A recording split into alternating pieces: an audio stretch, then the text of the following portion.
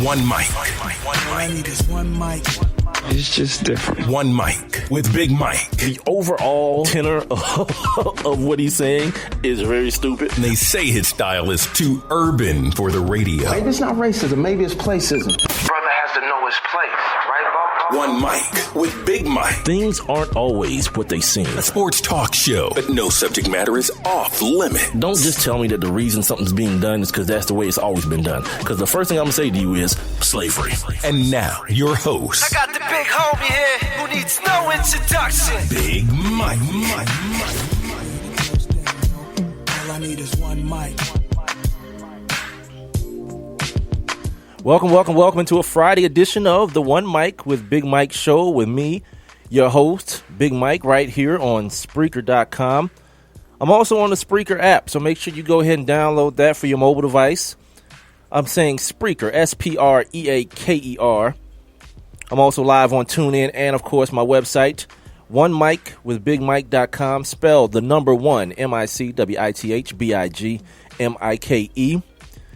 If you don't get a chance to stick around for the entire show, I know it's Friday. I know some of y'all want to have your date nights and all that kind of stuff. If you don't get a chance to stick around for the entire show, you guys can also catch the show on demand on each and every outlet that I've already mentioned, as well as on iTunes, iHeartRadio, Stitcher, Google Play Music, and YouTube, where you're able to catch not only the audio, but, brace yourselves, the video. Yes, I'm streaming live video right now on my Facebook page. Facebook Live is going on right now at One Mic with Big Mike, so make sure you head on over there, like the page. Also, make sure you follow me on Twitter and Instagram at the number one, MICWITHBIGMIKE. If you want to get involved in the show, we got a pretty decent show for you MFers tonight, man, for a Friday. We ain't really done the big things that we do usually on a Friday, but we're trying to step the game up a little bit. So this Friday show should be a little bit of fun. Trying to, with all the goings on this week, we gotta close this thing out right, man. So if you want to be a part of the show, text me at 404-902-8104. You can also jump inside the live interactive chat room like the big homie, Big L, has. What up to you, homie? To do that, you got to be listening via Spreaker. And you got to be listening via my website, onemicwithbigmike.com. And when you see the little thought bubble icon on that little streaming player, just click on that, and a couple steps later, you'll be inside the live interactive chat room where you guys can interact with me. You can interact with whoever else is in there. A couple days ago, one of the homies told me to mind my damn business and get back to talking on this damn microphone. So, it ain't really a lot of politeness that you got to have. You just got to come on in here and do your damn thing. Do whatever you want to do, man. Also, you can leave your comments below the live video stream, like I mentioned earlier, on Facebook. You can leave your comments below the live video stream. If you got a comment on anything that I'm saying, you want to ask a question to my guests, have me pass on the message, I'll try to if I can. But, tonight's going to be a nice night, I think. We'll watch it just bomb. Tonight at 7:30 at the bottom of the hour, if you're listening to the podcast, if you're listening on demand and not live, at the bottom of the hour, we're going to talk to the big homie, Shaun Smith. Shaun Smith is a former NFL D tackle. He made some waves. He made a few waves over like his playing career, but here lately, he's made some waves for admitting to actually smoking the ganja, the wacky tobacco, cannabis, chronic, before playing in NFL games. And before you guys are like, oh, what? Before you guys hit yourselves in the head with that, listen to the interview, man, because we got some stuff that we want to talk to you guys about why not only is that probably not even a bad thing, but why it's probably a good thing. And then at the top of the hour, one of the friends of the show, the homie DJ Rasta Root, DJ, manager, friend of the iconic hip-hop group, A Tribe Called Quest. If you guys hadn't heard, they're going to be on Saturday Night Live this Saturday, hosted by Dave Chappelle. So Dave Chappelle has come out of exile to do this, so it must be a big deal. Got a brand new album out today. Name of the album is, I'm sorry, why didn't I write that somewhere where I could just see it quickly? Thank you for the service. Thank you for your service. Nope, excuse me. Back it up. Put it in reverse. We Got It From Here. Thank you for your service is the name of the album. It's out today, 16 tracks. I hadn't heard it yet, but I'm gonna go ahead and copy it so that tomorrow morning when I get my my workout out in the morning, that's when I'm gonna be working out to. I'm gonna be working out to the all new Tribe Called Quest. They did this album in secrecy, man, and then of course, you know, the homie Phife Dawg passed away earlier this year, but they still had enough to put the album together. So highly anticipated, man, for all you heads, man, you hip hop heads, man. Straight up, it's gonna be a cool night. Rasta Root is a cool dude. If you didn't hear my previous interview with him in July, you can still go back, get it. It's still there. I think it was like on July 8th or something like that. But it's in one of my previous episodes. I mean, he's a real cool dude. Hit him up at the last minute. He was like, "No problem, homie. Let's do it." And so we're gonna talk to him at the top of the hour. Then at the bottom of the next hour, we got to move on this day, my daily feature, all the way back to the bottom of the next hour, because as you can see, we're double fisting this damn thing again tonight with the guests, so it's a good thing. What up? I am No Dose. You just stepped in the building. I was just talking about you. Yeah, I couldn't remember who it was that told me to mind my damn business and get back to talking. But now I do remember. It was you. So, again, the chat room is wide open. The text line is wide open. Even the comments below the live streaming video on the Facebook situation is there for you. Also, we got a question of the day today, and I've been effing these question of the days up because I'm an idiot first and foremost, and I know what I want to say. And then here's the problem, Renee. You guys know Renee helps me produce the show, but it's come to the point now where, as any good producer is, like, she knows how I think, and that's usually a good thing. But it's a bad thing because, again, I'm an idiot. So I want to say certain things, and I say, Renee, this is what I want the question of the day to be. And she'll know what I mean, but then I read it later, and I'm like, that's not kind of the vibe I wanted. So today's question of the day has to do with 7th Streeter. If you guys remember, 7th Streeter was pulled from singing the national anthem at the Sixers game last week before last, whatever. They gave her this, BS apology and all this kind of, because she had on a We Matter jersey. And they weren't trying to hear that. So, of course, social media outrage hit them. They changed it up on them. And now she's coming back. They're invited back. So my question of the day, the way it should have been phrased, is what level of pettiness would you love to see 7th Streeter exemplify when she goes out the next time at the 76ers game and does the anthem? Like, for example, I've got a whole plan that I would love to see enacted.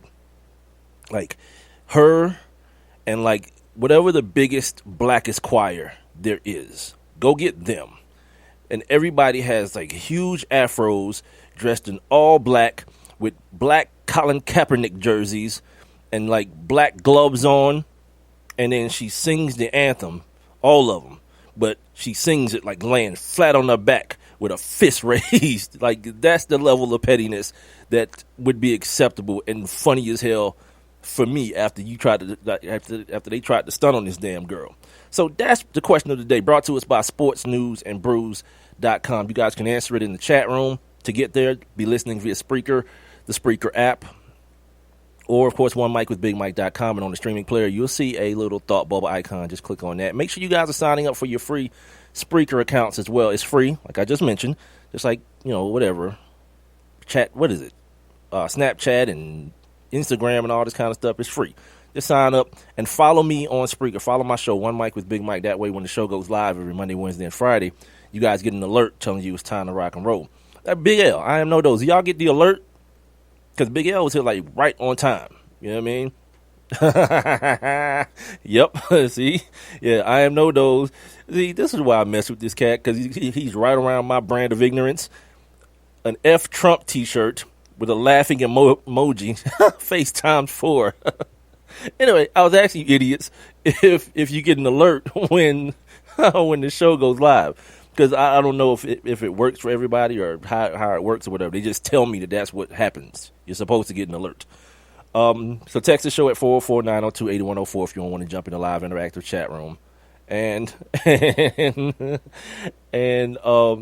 can also leave your comments below the video on my Facebook page, One Mic with Big Mike. And make sure you like the situation while you're there. Before I go any further, man, shout out to the vets. It's Veterans Day, and I'm one who said many times before. Shout out to Emmett Bean. Emmett Bean said the Georgia Mass Choir. That's a big choir. Yeah, have them come out there. Emmett Bean checked me out on the Facebook stream. But shout out to the vets, man. I'm one who always, as much as I can possibly can, and today is a good day where we're talking about marijuana and weed and all this kind of stuff. It fits into a lot of things that the veterans in this country go through. You know what I mean? I think the number, if I'm not mistaken, is something like 22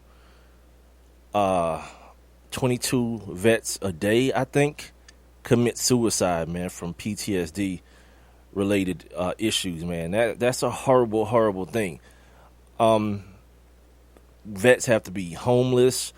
They're not getting the proper medical care. The VA system is crap. Like, these are things that's real. These are things that are way realer than a big ass flag covering a football field, or a bunch of MFers, lining up in attention at a basketball game with saluting and you standing up at the basketball. This is way bigger than that. Like, dudes is dying and families are being ripped apart. Like, cats is living like hermits because they can't leave the house. They're so traumatized from PTSD. The government, a lot of dudes are finding that marijuana, that weed, what we're going to talk about a little bit later on with the homie Shaun Smith, weed helps the PTSD. But here's the thing. The government will pump these cats full of whatever kind of antidepressants, psychotics, anything, right? But then test them for weed. Because then if they get caught smoking weed, they strip them of all their other VA benefits. How you love that? Yeah, America the beautiful, America the great, right? Yeah, so on days like this, like Veterans Day, like, it's cool to be like, thank you for your service and for protecting me. Like, I don't thank them cats for that. I'm going to keep it real with y'all. I don't. The reason I thank veterans is because they have a different mindset than I do. Them cats that volunteer to go to harm's way. Like, I'm from Decatur, so when, like, people start shooting or there's a fire, we instinctively run the other way. You understand? So dudes who have that gene in them that says, I'm running to the trouble, by all means, man, appreciate you. I ain't even BSing, because the day, like, all y'all was lying about I'm leaving the country if Donald Trump become president, all you MFers are still here. But the day they start talking about drafting N-words again, I'm out. You can't send me nowhere to fight for this damn country. Nowhere. You can't send me across the street. Talking about fighting for America? Nah, I'm out. I'll be living in, I don't know, some other place quickly. You know what else should be the question of the day? I wonder how many of you dudes and ladies, how much would it take for you to leave America? Like, not that Donald Trump is president, because a lot of people can say, I want to leave, but not a lot of people are financially in a position where they could just drop everything and bounce and start over in another country. But, like, if you could get, like, I don't know, what is it, like a GoFundMe, like, how much money would it take for you to be like, I'm out, be in Brazil or somewhere, or Spain or somewhere? I think if I got like $500,000, maybe $250,000, I'd pack up and just bounce. Yeah, I ain't trying to be here. I've told y'all many times, I just stay here. They dropped my folks off, and there wasn't no way to get nowhere else. So we just here. You feel me? So yeah, that could be like a bonus question of the day. Like, how much would you need if you would even leave? Donald Trump is president now. People think things about to get real rough. If you got some color, if you got some melanin in your skin, things about to go real digital for you here in just a second. What else do we got today? Because I ain't talking about no sports on Wednesday. I ain't, he's right about that. I ain't gonna front. I know those is like, he coming with the realness. Ain't too many places that would like our black asses. This is so true. And look, not even Africa, because you want to know why? If you ever talk to an African person, tell them that you're an African American. They're like, a what? Are you African or you're American? Because I'm African. What the hell is that, what you're talking about? Yeah, dude, he's right. I'm sure there's somewhere that'd be better, like France or some one of these liberal places, but they get blew up like every 6 months. Like the ISIS cats love these Frenchmen, dude. They love to F with them because, jeez.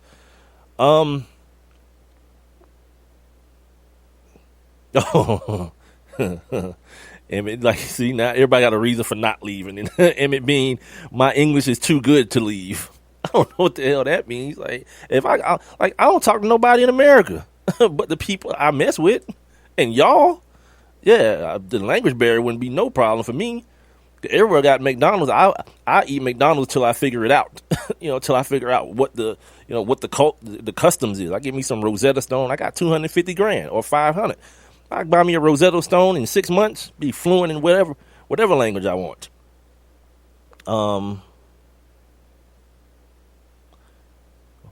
Oh, these cats. Yeah, see now these cats got their own conversation going on, talking about the GI Bill and all this kind of stuff. Shout out to your boy Danny. Danny's over there in Italy serving the country, man. So y'all, Danny's listening or watching me on Facebook. So if you guys get a chance, man, shout out my man Danny, man. He's overseas. Say he's coming home in just a second, but yeah, maybe you might want to change those plans, Danny. We got some stuff going on over here right now. The Reagan years all over again. Big L said it's the Reagan years. Because that's AIDS and crack. That's like Reaganomics, AIDS and crack. That's what we're running with right now, man. Woo. Oh, Donald, you orange bastard. You MFer. Jesus Christ. I'm supposed to be setting up my damn show, and I am messing with y'all. All right. Back on track. Back focus. The Braves made some moves for all my people here in Atlanta. I don't know how big they are. I don't do the baseball thing real heavy, but old fat ass Bartolo Colon from the Mets is here on a 1-year deal, and the knuckleballer R.A. Dickey. If you've never heard R.A. Dickey's story, like his story coming up, man, it's like a heartbreaking story about this dude, man. If you get a chance, you can Google it, and I think he wrote a book too. You can Google it and read about it. Shout out to my people in Cali. I mentioned this on Wednesday when I was talking to the homie guy Tori, but shout out to the people in Cali, Massachusetts, Nevada. All 3 states passed the legal, recreational marijuana. I think Florida and like 2 more states passed it for medical use. So, shout out to them, man. The country progressing and whatnot. We'll talk a little bit about the Hawks here in just a second. The Hawks making some moves, man. They're trying to grow up as a franchise a little bit. The new ownership is really, trying to pump some money into the organization. Got a couple of little NBA things I want to hit as well. And, of course, we got another weekend of NFL football and college football. College football ain't going to really give you nothing this week. All you're really hoping for this week is upsets, and the only one that you really, really going to maybe get a chance of it is Iowa or Michigan going to Iowa. But other than that, you had Thursday night football last night, allegedly. There was an alleged football game that took place last night. And I got this NCAA, the college basketball season started today. They doing that, what is it called? The Veterans Classic, where they play on that big ass ocean liner, or what is it called? Where they keep the planes and all that kind of stuff. So yeah, they doing that right now. I might not look at no more damn college basketball till March after this, because all the good ass teams playing tonight. You feel me? Or no, I'm looking at this commercial in Madison Square Garden. Kentucky and Michigan State, Duke and Kansas. So, yeah, I might be messing with it on Tuesday, too. But then after that, I saw the other day, like, Kentucky beat some team by like 100 points the other day. I don't know who the hell they were, but they got it pushed all the way in. So, yeah, let's close out this whole situation. This Donald Trump situation, it's happening. And I hope everybody now has realized, you've woken up. Man's going to take office on... what is it, January 20th? So the homie Barack got a couple months left. Did you see that meeting yesterday? And then the overall, or wherever it was. And then Trump's got this bust of Martin Luther King over his shoulder. And you can almost look at Dr. King like, man, it's some bullshit. God, I thought something new and good was about to happen. He went way back. Awkward meeting. Like, I'm the dude, like, I don't like being in awkward situations, and the way I handle being in awkward situations, I just leave. This is why I couldn't be president, because, like, Barack gotta, like, keep on a face and he got put on for the country, because, like, if he panic and run around, like, middle fingers high, F Trump, like, it's gonna be a problem, more than what it is, because folks is out here marching and, doing that thing they do when they get mad and crying and all this kind of stuff. But Barack got to be like, he's like the head coach. He got to have an even keel temperament, or the system might fall apart. But not me, man. You put me in that office, and I got to sit there. You telling me Trump coming? Yeah, Trump be sitting his ass there by himself. Me and the babies and the damn and the wifey would be somewhere at a pool or back in Hawaii some damn where. They be sitting there waiting on us, talking about how these Negroes is always late. No, we ain't late. We just ain't coming at all, cuz. All that foolishness you said about me. I got some sound as well that I want to play at some point during the show from last night's the TNT crew, Ernie and Charles and Kenny and them. They had some thoughts on the election. And I really want to get you guys' take on it, because sometimes I can be jaded about things, and I don't really have a lot of like faith and hope and all that kind of stuff. So, I'm gonna need you guys to kind of like, kind of come with me, listen to this stuff. I'm not sure when it'll be. Maybe I may play it while I'm talking to Rasta Root, get his opinion as well, or maybe after that in the final segment of the show. But if you didn't hear it, Charles is talking about how he was disappointed. Kenny was talking about how, essentially Donald Trump just said some things that are unforgivable, and like, it's one of those, yeah, it's true. Like, you don't get to just be like, tell me that my moms and my wife and my niece and my sister and my mother-in-law and all these women that I love ain't crap. And then me be like, you know what, now you the president, I'm good. Nah, dude, I'm not a forgiving person. Charles talking about we need to move on. Probably the most shocking thing that you're going to hear is that Ernie Johnson didn't even vote for. Well, I'm just going to say he didn't vote. You know what? And two, I've got time. I've got time for my interview with Shaun Smith. So I'm going to let you guys hear Ernie Johnson right now. It's about 90 seconds long, so kind of just bear with me here.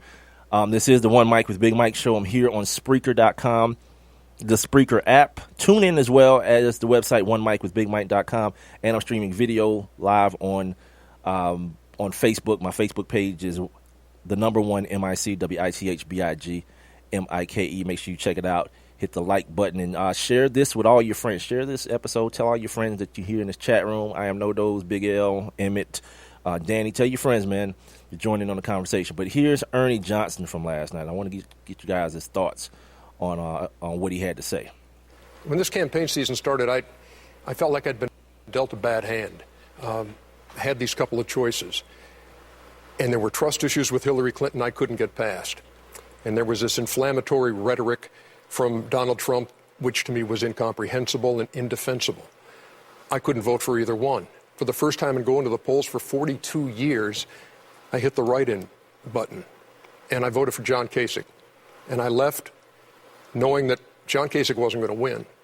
But I left with a clear conscience because I hadn't settled. Number two, I'm hopeful. I watched the video today at CNN on what was going on at the White House with Donald Trump, President Obama.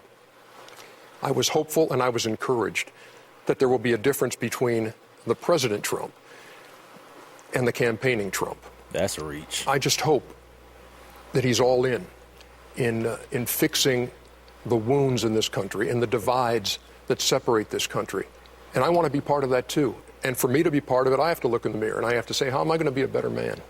How am I going to be a better neighbor? How am I going to be a better citizen? How am I going to be a better American? How can I be a fountain and not a drain? I'm going to pray for Donald Trump. I'm going to pray for all those people right now who feel like they're on the outside looking in, who are afraid at this point. Pray for them too. In short, I'm praying for America. And I'm praying that one day we're going to look back and we're going to say, you know what? That Donald Trump presidency, that was all right. But I'm praying. Yeah, man, that dude got more hope than anybody, because I don't have none of those feelings he got. And here's the thing, like Big L saying he voted third party. I don't even think that's third party, right? Because like the Gary Johnson cat and the woman, they were like the third party, the Green Party and all that. He just went like out on his own. And like, here's my thing with that. Like, if you're gonna do that, if you Ernie Johnson especially, like me doing that is one thing, but you're a dude that got an audience and you got Twitter followers and all this kind of stuff. Like, you could tell people before you do it, B. Don't keep that a secret. Like, look, man, I ain't voting for none of these dudes, man. I'm gonna write in Gary Johnson. Y'all come with me. Let's do that. Let's get him in there or whatever. But like to be like, I'm gonna be one of one on that. Nah, it's kind of like that's kind of weird to me.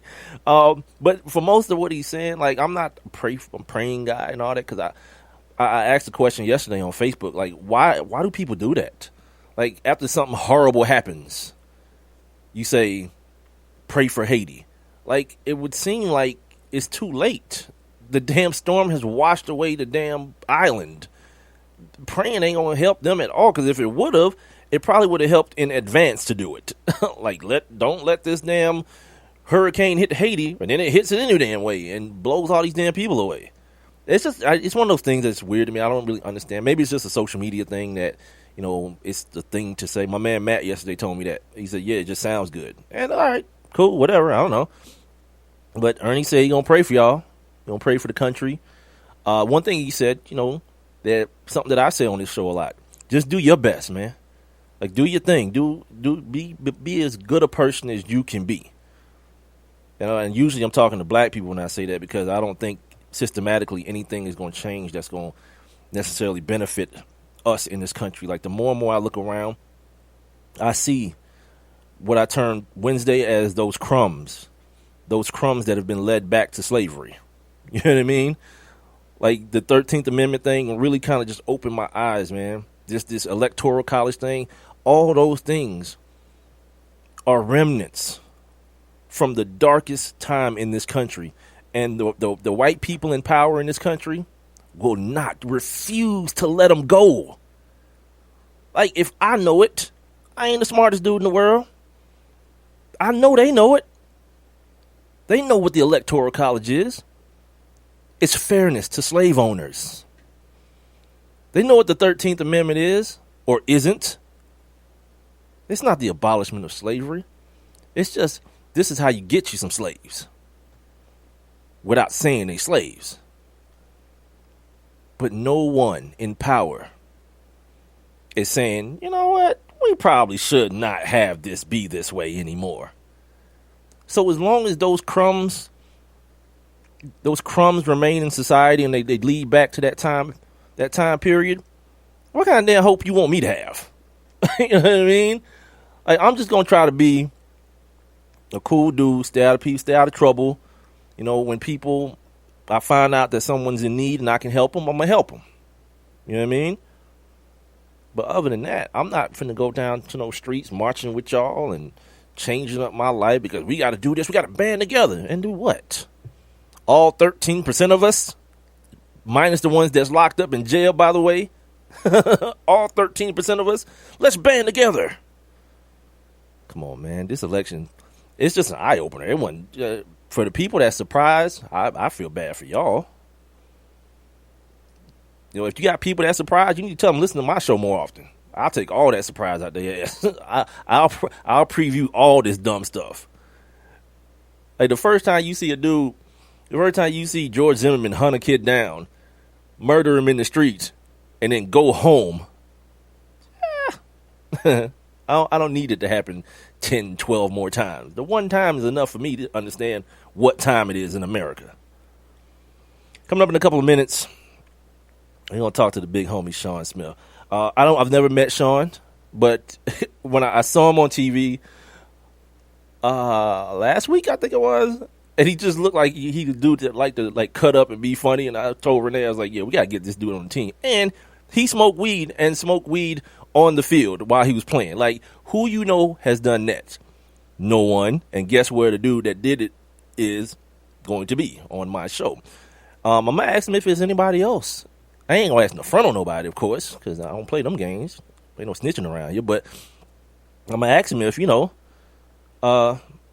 he had like a crew of guys that was like, you know what, let's go ahead and spark up before we go out here and bash heads together. So anyway, it's Shaun Smith. He played on a bunch of teams, so I can't really point to one team to mention him with, maybe the Kansas City Chiefs. And also, before I take this break, I think he played with Javon Belcher, a name that you guys hear a lot on this show. And so I'm going to ask him about that as well. It should be a fun conversation because this dude, he seems to be a hella silly dude. What up, Peter Quill? Just in time, brother. I'm about to take a break. About 90 seconds here. We're going to come back and kick it with the homie. Shaun Smith, former NFL defensive tackle. Don't forget, I'm right here on Spreaker.com, the Spreaker app, also on TuneIn, and OneMicWithBigMike.com every Monday, Wednesday, and Friday, starting at 7 o'clock. So tell a friend to tell a friend to tell a damn friend. I have one question for you. Do you or someone you know run a business that could benefit from additional exposure? The One Mic with Big Mike show is currently taking on new sponsors and advertisers. One Mic with Big Mike is currently syndicated across 8 different online platforms, and your company's name could be heard and seen across all 8 as well. Let's get to work. Please send all inquiries to Mike at OneMicWithBigMike.com. Thank you for listening. Thank you for your continued support. All I need is one mic. Hi, I'm Layla Ali. I might be undefeated in professional boxing, but there's one problem even I can't fight alone: childhood hunger. Over 17 million kids in America may not know where their next meal is coming from. That's 1 in 5 children. Yet billions of pounds of surplus food produced right here in America just get thrown out every year. That's more than enough to feed every last hungry child. That's why the Feeding America nationwide network of food banks gathers surplus food and gets it to hungry kids before it goes to waste. But they can't do it without your help. Join me in supporting Feeding America and your local food bank by going to feedingamerica.org. Together we can knock out hunger. Together we're Feeding America. To help solve hunger in your community and to find your local food bank, visit feedingamerica.org. Brought to you by Feeding America and the Ad Council. And now, back to One Mic. What are we waiting for? Let's get to it. With Big Mike. Yeah. Here we go, yo. Here we go, yo. So, yeah, man, this Saturday, Tribe Called Quest, brand new album's out tonight or today. We're going to talk to my man Shaun Smith, former NFL D tackle, here in just a second. But at the top of the hour, we're going to talk to DJ Rasta Root, the manager, friend, DJ of a Tribe Called Quest, and the late, great Fife Dog. Don't forget the show is heard live every Monday, Wednesday, and Friday here on Spreaker.com, the Spreaker app, as well as on TuneIn, and, of course, OneMicWithBigMike.com. Jump on in this live interactive chat room, man. Also, hit me up on the text line at 404-902-8104. Or you can leave your comments below the live streaming video on Facebook. So right now, as I mentioned, I'm going to welcome in the big homie. His name is Shaun Smith. He's on Twitter at AutumnSJS90 and on Instagram at BigBuddy90. Y'all give it up one time. Shaun, what's happening, brother? Man, what's going on, man? You doing all right, man? I'm trying, brother. I'm trying. So the reason I wanted you on the show, there's something that I'm always talking about on this show, and I have been for years on a couple of other shows that I've been fortunate enough to do, and it's the marijuana situation. And I think, for myself, I think the NFL weed policy is total crap and stupid, and I think it's redundant and antiquated and all those things. Now, you had a pretty long NFL career. Let me ask you something, man. Like, how does your body feel? Because when I talk to my former NFL guests, that's one of the first things I want to know. Like, how do you feel physically now that the career has been done for a couple years? Oh, man, my body hurts every day. Yeah. I mean, my low back hurts, my whole body hurts. There's no ifs, ands, or buts about it. Serious. Ain't nothing I can say, oh, yeah, I'm feeling good. I can go out here. Nah, man, my body hurt. Man. And you played, what, 9 years? I played 10 years, 10. man. 10 years, man. What was your concussion situation like, man? Like, how many certified concussions did you experience while playing in the NFL? I can't really pinpoint how many because, you know, on the way to make the league, you can't make the team in the tub. My man. In the trainer. So, at times, I know it's been plenty of times I done made a tackle and shit, knocked myself kind of dizzy, just hitting them so hard, you know what I mean? Then also just taking on 600 plus pounds pretty much every play.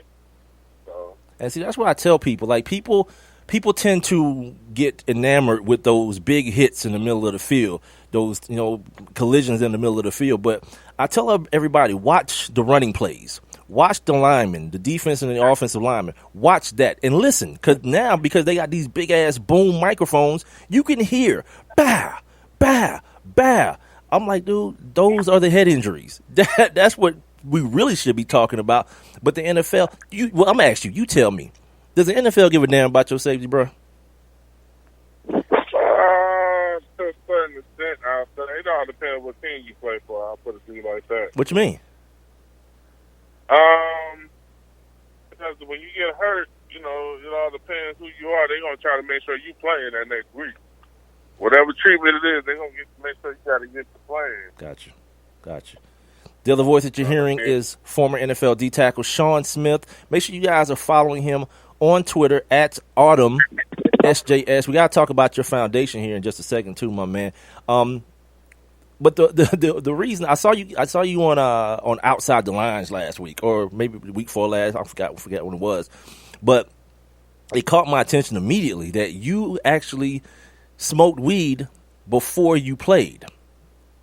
Before you actually played in the game. Now, was it just you, or did other people join you, or did other people know about it, or was it just something that you did on your own? A little bit of both. There's other cats that do it. I'm gonna blow their spot and all that. Nah, we won't do that. I mean, I really care because my saying anyway is I just work with them cats anyway. Word up. I can count on my hand how many cats I fool with now that I'm not playing no more. You know what I mean? So, but on the real, there's a lot of cats that do it. You would be surprised some of these high-profile quarterbacks do it, man. Yeah. You know what I'm saying? This what I know. This what I knew was real. When I seen one day, I was in a club back home in New York, and I seen Steve Nash blowing, man. Word. Steve Nash blowing. You know what I mean? Not to put the man out there like that, but my man, you wouldn't think Steve Nash blew weed. You know what I mean? Right. You don't understand why guys smoke weed. You smoke weed because of the muscle. You rather, instead of taking pain pills and getting crazy thoughts, all the opiates, and being, want to commit suicide or getting addicted to the pills, weed mellows you out and also helps you. Yeah. For nausea, also cancer. There's a lot of things people be talking about it like it's a bad thing, but trust me, a lot of people do it. Yeah, and I just actually mentioned that before you got on the show. I was like, people have this stigma around weed because the government has said for so long this is a Schedule I drug. It's harsher than heroin. It has no medical benefit. But now time is showing us and science is showing us that actually, and this is why I asked you about the concussions, bruh, because I forget what I was looking at. Oh, this show on Viceland called Weedicate. And they were talking about these cannabinoid receptors that are in your brain. And one of the doctors said, if I was an NFL player, he said, I wouldn't smoke the weed. But, they have like the CBD, the stuff that doesn't get you high. He said, I would take CBD capsules before I went to every practice and every game because apparently the marijuana, the cannabis, it builds in a sort of insulation around your brain to help prevent getting concussions. Now, my ask to you in this situation is, if the NFL has a huge problem with concussions and lawsuits and all that, I'm not saying just say, go ahead and smoke as much weed as y'all want to as an organization, because, of course, there is a public perception to worry about. But why wouldn't, like my man... Go ahead, I'm sorry. Go ahead. It's a public perception, but, man, you'd be surprised how many people inbox me and say, man, I'm glad you spoke up about it. My man. But they scared to say something about it, man. And I can't blast people, but there's so many cats that are playing with the kids. A lot of people just, oh, yeah, man. Oh, yeah, this, man. So happy you spoke, man. You said it right. You know what I mean? I'm not saying right. I'm just speaking the truth. Yeah. And that's the one thing about my 10-year career. I could probably still been playing, a little longer, but my mouth kind of got me in trouble and got blackballed. And, undrafted free agent. I speak my mind, never hold nothing back. As you can, Yeah, and I could like I said, I could tell that by like watching you on Outside the Lines. I was like, this dude want to say more. There's stuff that he want to say, but the show seemed to be so buttoned up that you ain't get to like really let it ride. So I told my producer, I was like, nope, we got to get that guy on my show because, like, dude, you can say whatever the hell you want to on this show. Let's talk about that public perception that we just mentioned. How much responsibility do fans have in that? Because every time you hear, like today, Randy Gregory, apparently he failed another test, and he came out and said it was because of weed. And the first thing fans want to do is, man, he's so damn stupid. Man, he an idiot. Not realizing that maybe this kid, just like you said earlier, may be self-medicating. Maybe he don't want to be on pain pills and Oxycontin and Vicodin and all that stuff. But my question to you as a former player, how much responsibility do you think is in the fans' hands to start understanding more about this plant and not going with the status quo that, oh my God, it's a drug, people are going to get hooked, it's a gateway drug and all this damn foolishness? How much responsibility do fans have? The fans have a lot, but also people in general have a effect on it. You know what I mean? Because at the end of the day, like I said, everybody do it. It's just, I don't know why they're so scared to speak up about it. Now that it's legal in a few states since the election, it's going to be crazy now. The dispensary is going to be everywhere. You might as well, the government just trying to find a way to figure out how to tax it, man. Yeah. What are you doing about that? Like, I know a couple of players and a couple of basketball players are starting to put money into the legalized weed industry. Is that something that you're looking forward to coming up in the future? Yeah, man. I just thought about it. I thought about getting me a dispensary, man. I know a couple of cats and they make good money. You know what I mean? I'm about money. My man. My man. The rich get richer and the poor get poor, man. That's just how it is. If you ain't surrounding yourself and trying to get better and get some more money, hey, can't take your pick. That's what it is, man. Before we move on, tell me about your foundation, brother. My foundation is 91 Shaun Smith 91 Ways Foundation, man. All I try to do is impact and empower today's youth, man. I promote literacy because a lot of people don't know. 1 out of 4 kids by the time they reach the 3rd grade do not know how to read. Wow. You know what I mean? And I also promote and push childhood hunger because most kids only get to eat a meal in the beginning in the morning and at lunch at school. Other than that, they don't get to do nothing. Man, I love that. I mean, when they go home, they eat. You know. The website. Go ahead. I'm sorry, brother. Go ahead. No, the website is Shaun Smith, SHAUN Smith, SMITH 91WAYS.org, man. So always hit the click donate button and donate to the foundation. We got the turkey drive we got going on. Every year I try to feed at least 100 families. My man. And I've been doing it for the last 9 years. So, I mean, it's been a success. Everything's good. I'm blessed. I just try to give back when I can, be in the schools and just try to give people a little life and, you know, give them hope and believe to keep their faith on. That's some real stuff, man. Make sure you... Besides my mental part, you know, I'm mentally drained too. I have my good days and bad days. Don't let the persona on my Twitter fool people, man. What you see is real life with me. Yeah, you a wild kid. I saw, what was that this morning? You was walking through Walmart in your bathrobe, cuz? Yeah, man, I went to my yoga class, you know, I be going a few places, man. You know, it's a road. You know what I mean? I might be ready for reality TV, to be honest with you, some real shit. You know, but I gotta have that catchy name. I don't want the same typical show like everybody else. Well, man. This show right now, like my man Gary Owen. That's a good show. That's a real show. What show? The Gary Owen, the comedian, the white dude. Gary Owens. Okay, the white dude. Yeah. That's my man, yo. This show's a good show, man. There's a few good shows out there, but it ain't enough, though. You know what I mean? That's what's up. Make sure you guys are following this cat on Twitter and Instagram so you can see some of the stuff that he's all about. At Autumn SJS 90 and on Instagram at Big Buddy 90. Now you ended your career with the Chiefs in 2012, right? Yeah, 2013, basically. 12-13. Now, there's something that I always mention to my listeners on this show. Like, anytime I hear this stuff in the NFL about, you know, the NFL's handling of domestic violence, you know what a name that never comes up? And I want to know if you know this guy, Javon Belcher. Did you know Javon Belcher? Yeah, I played with him. Yeah. I mean, I pulled in the parking before the incident happened. Wait, you what now? You pulled in the parking lot? Just before everything was happening, I was just pulling into the complex. For those of you who don't know, who haven't heard me talk about Javon Belcher is the Kansas City Chiefs player that killed his girlfriend and then drove down to the stadium, told his boss and his head coach, thank you, and then killed himself in front of them. And I always bring it up when anything happens domestic violence-wise in the NFL to just call bull on the league. Because, like, that happened, and it was talked about, and it went away. Then the Ray Rice thing happened. Then you see commercials with Chris Carter crying on the commercial and, oh, we care and enough is enough. And I keep saying, man, Javon Belcher. Let me ask you as a former player, how do you feel like the NFL handles domestic violence, brother?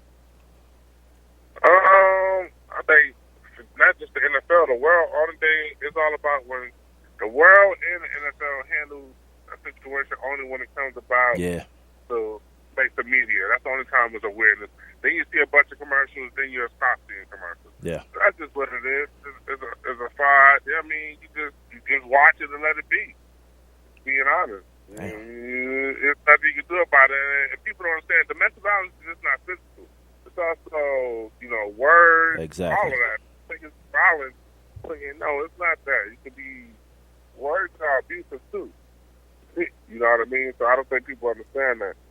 But it is what it is.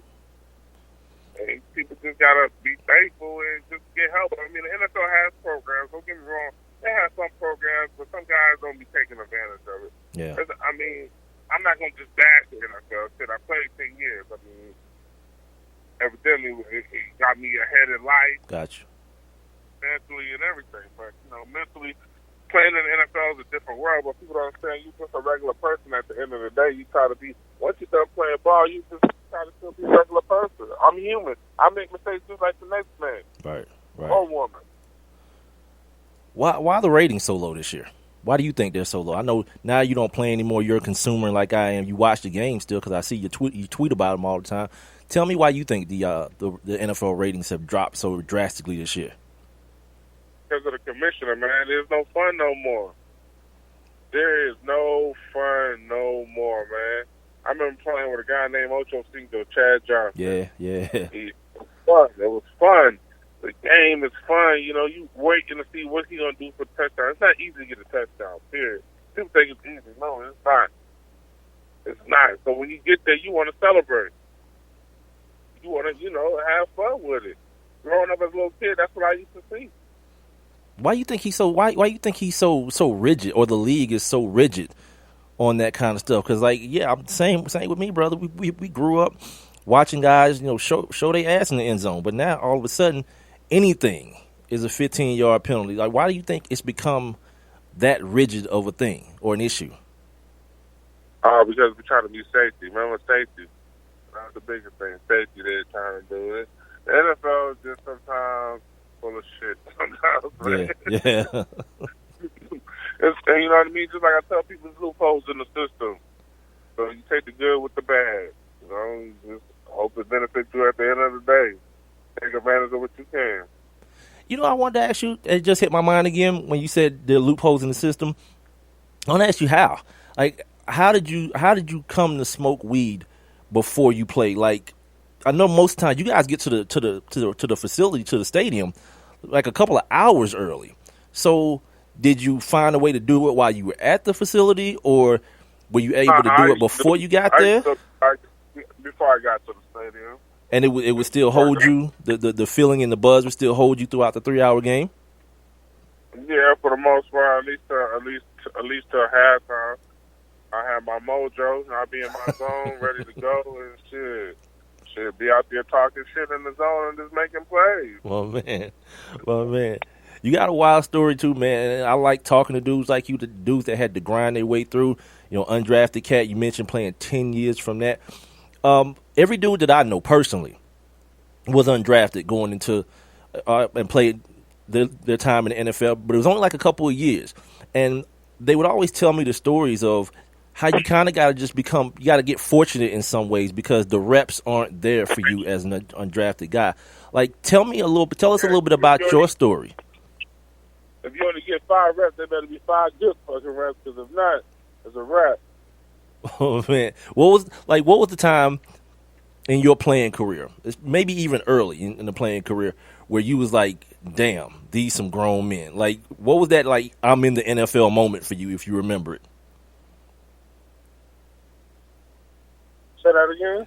That like, damn, I'm in the NFL. Like, you went from South Carolina to where the Cowboys, right? Was there ever a moment in the NFL where you was like, damn, this is some real stuff now?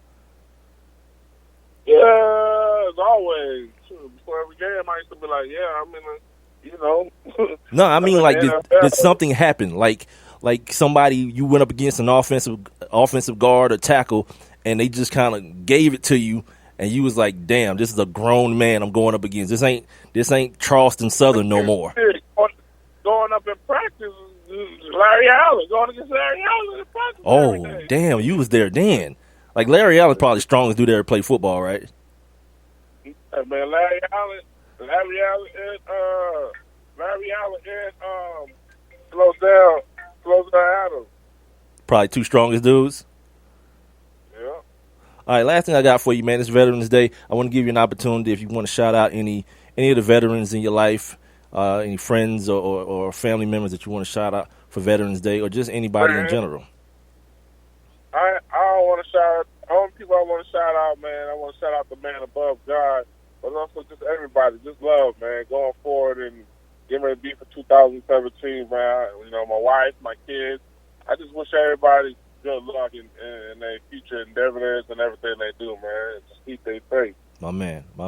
He is Shaun Smith, former NFL defensive tackle. Follow him on Twitter at Autumn, SJS90, on Instagram at BigBuddy90, and make sure you check out the 91 Ways Foundation. Shaun, SHAUN, Smith, SMITH, 91ways.org. And when you get there, make sure you hit that little donate button, man. That man's trying to feed kids, trying to get kids reading on a proper level. All those good things that we want people to do for kids, he's doing it. Shaun, my man, I appreciate you agreeing to do this, and I appreciate your time, brother.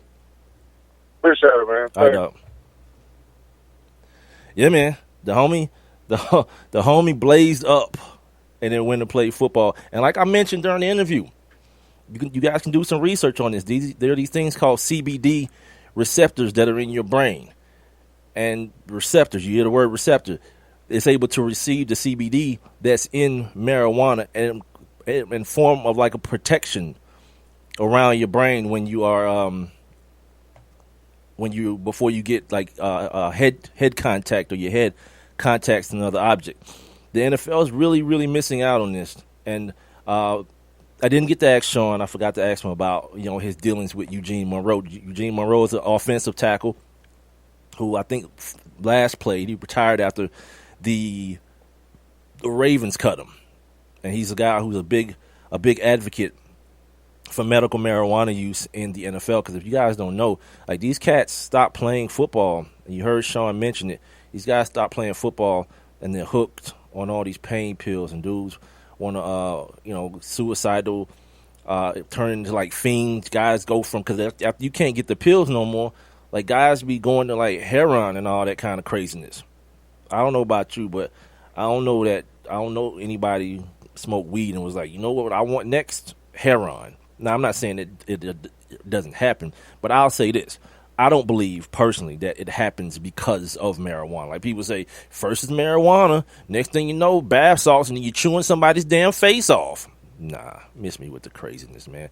I'm about to get me a weed man. I am. Get me a weed man. But like, I watch all these weed shows.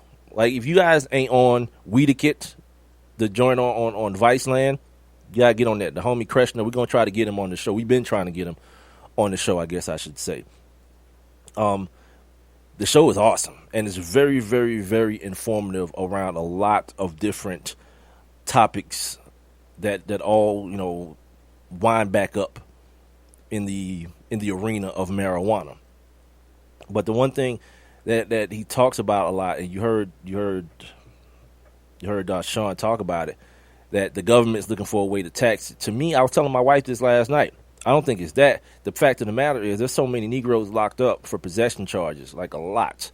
I want to say it's over 50% of the drug charges for black people is like BS possession charges.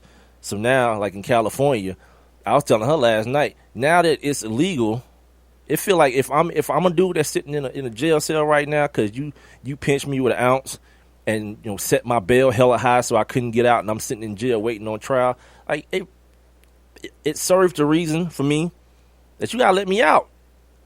You gotta let me bounce, man, because you've just now admitted that the law that I'm in here for breaking was a stupid law.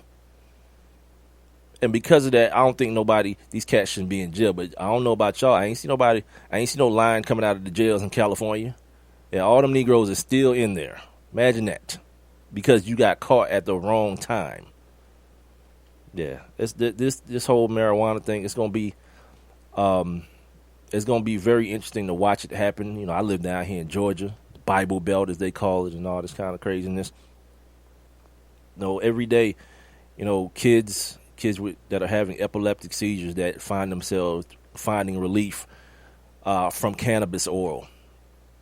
These people's parents are at their, what is it called, where they make the laws at in your city? The you know what I'm talking about.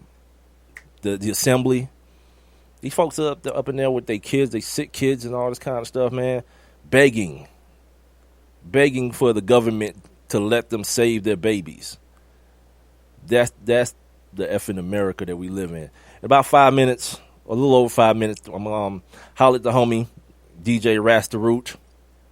He is the manager, friend. He's also the DJ for a Tribe Called Quest. They go in the late Fife, dog, and they're going to be on Saturday Night Live. Obviously, Sans Fife, he passed away in March or whatnot, but they've come out with a new album today. For all my hip-hop heads, you might want to go ahead and cop that situation. They're going to be performing the album, and it's such a big deal, man. A dude that you don't see on TV no more for the last 10 years. The Chappelle Show, or Dave Chappelle left the Chappelle Show in like 06, cuz, for those of you who don't realize it's been that long. And he's going to make his return back to not only TV, cuz, but back to sketch comedy this weekend on Saturday Night Live. And I can't even remember the last time that I was like, man, I got to watch Saturday Night Live this weekend. Because basically, if it's a hot, funny bit on Saturday Night Live, the next day, somebody will be posting it on Facebook, or you'll catch it on YouTube or whatever. So I ain't never felt the need in the last, I don't know how many years, to be like, yeah, I'm going to look at Saturday Night Live tonight, but I'm going to watch it this weekend. What time it come on? Did it come on at like 11:30 after the news or before the news? I got to check the guide or whatever, but I'm going to check that joint out because this is a big move for hip hop. So, like I said, we'll talk to DJ Rasta Root. Let me check out what's going on here in this damn. No, nothing. Yeah, Peter Core is right. It's time to legalize. And part of my reason for it, because I'm not a smoker yet. I'm about to be though, working on it. Part of my reason is that don't talk to me about the kids. Well, we got to protect the kids. All right, then. Alcohol, cigarettes. Once you take that off the shelf, all right, I'll see where you at. I'll come with you. But in what I've read and the readings and the studies that I've seen, those two things, nicotine, cigarettes, and freaking alcohol, way more dangerous. Plenty more freaking deaths associated with both of them. You realize that there is zero deaths that can be linked directly between marijuana and somebody dying. Like if somebody gets like in a car accident and kills somebody in a car accident, if they've been smoking weed, there's always another substance. There's always like pills or alcohol or something there. But no deaths associated with someone smoking weed and either killing themselves or another person. Crazy, right? But meanwhile, drink up. Everybody get a drink. Every football game you watch this weekend, they're going to be telling you to get as much Bud Light and Michelob and whatever the hell else you can, and you freaking tequila. Don't smoke no weed, though. That's the end of civilization. Get your ass out of here, man. Anyway, man, I'm going to take a break here and get my man Rasta Root on the line. We're going to chop it up about all this damn political stuff. I got to get, because the last time I talked to him, we was talking about kids getting shot in the street by the police, and then now, America served us up a big fat boo-boo sandwich again, And just so happened, my man was so gracious enough to tell me, okay, yeah, let's do the show tonight. So we're going to have him on here in just a second. I'm here on Spreaker, also on the Spreaker app. Tune in, and, of course, One Mic with BigMike.com. Make sure you hit that little heart button, that heart icon, indicating that you like the show. And also, if you're trying to get inside this live interactive chat room like the homie Peter, Big L, I am No Dose in this mug. Of course, Renee's up in this piece. You guys just got to click the little thought bubble icon on the streaming player. Boom, you're in the building. Also, if you don't get a chance to hear the entire show or the interview with Shaun Smith, don't worry. It's all on demand in English on all the 4 episodes or on the 4 outlets I've already mentioned, as well as on iTunes, iHeartRadio, Stitcher, Google Play Music, and, of course, YouTube, where you can catch the video and the audio. I'm streaming live video right now on my Facebook page, One Mic with Big Mike. Make sure you like that joint as well. I'm going to come back. Like I said, I'm going to talk to my man, Rasta Root. I have one question for you. Do you or someone you know run a business that could benefit from additional exposure? The One Mic with Big Mike show is currently taking on new sponsors and advertisers. One Mic with Big Mike is currently syndicated across 8 different online platforms, and your company's name could be heard and seen across all 8 as well. Let's get to work. Please send all inquiries to Mike at onemicwithbigmike.com. Thank you for listening. Thank you for your continued support. All I need is one mic. We asked kids what it took to be a dad. This is what they had to say. A father is always present. I mean, what real father figure can you have if they're not there? In order to be a good dad, you need to love your son. You need to put gas in your car so you don't break down in the middle of nowhere. And you need to make them breakfast. Yep.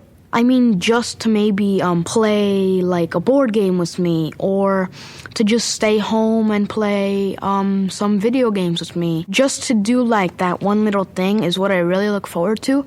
I'm not asking him to be a perfect dad, but he should try. He's just a constant force in my life. There's no other type of love like a dad's love because it's not comparable to anything else. Take time to be a dad today. Call 877-4DAD-411 or visit fatherhood.gov. Brought to you by the U.S. Department of Health and Human Services and the Ad Council. One mic. All I need is one mic.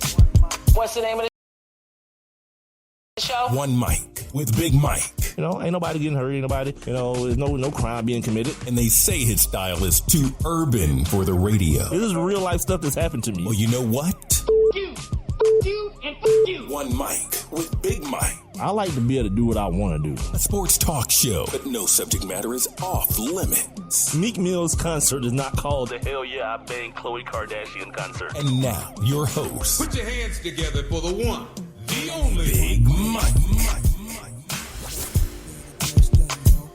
All I need is one mic. Yep, the One Mic with Big Mike show here on a Friday, here on a Veterans Day Friday. Shout out to all my vets, man. Appreciate you guys for what you do, straight up. I'm here on Spreaker.com, the Spreaker app, as well as on TuneIn, and, of course, my website, onemicwithbigmike.com. Make sure you get involved in the show by texting me at 404-902-8104. Make sure you like me and follow me at the number 1 MICWITHBIGMIKE. That's me across all social media platforms. Also, make sure you jump inside my live interactive chat room. Just going back to the conversation we just had in the last segment real quick before we move on to DJ Rasta Root. The homie Danny says, back in D.C., weed been legal for 2 years. It has changed the lives of some of the homies that were just floundering in the hood. Now they work for dispensaries or grow themselves. I got to say, I've seen nothing nothing but good so far, and I don't smoke. See, that's the problem in America. You start empowering these young black kids, you know what I mean, financially. Yeah, the whole dynamic gonna change. White America can't have that. It must be crazy. Anyway, we gotta move on to the guest, to my guest, friend of the show, world-renowned DJ manager, friend, DJ for the super group, A Tribe Called Quest, and of course the late great Phife Dawg. He's at DJ Rasta Root on social media. Make sure you check out his website as well, smokingshells.com. Hold on, let me get the applause going here. I'll give it up for my man, Rasta Root.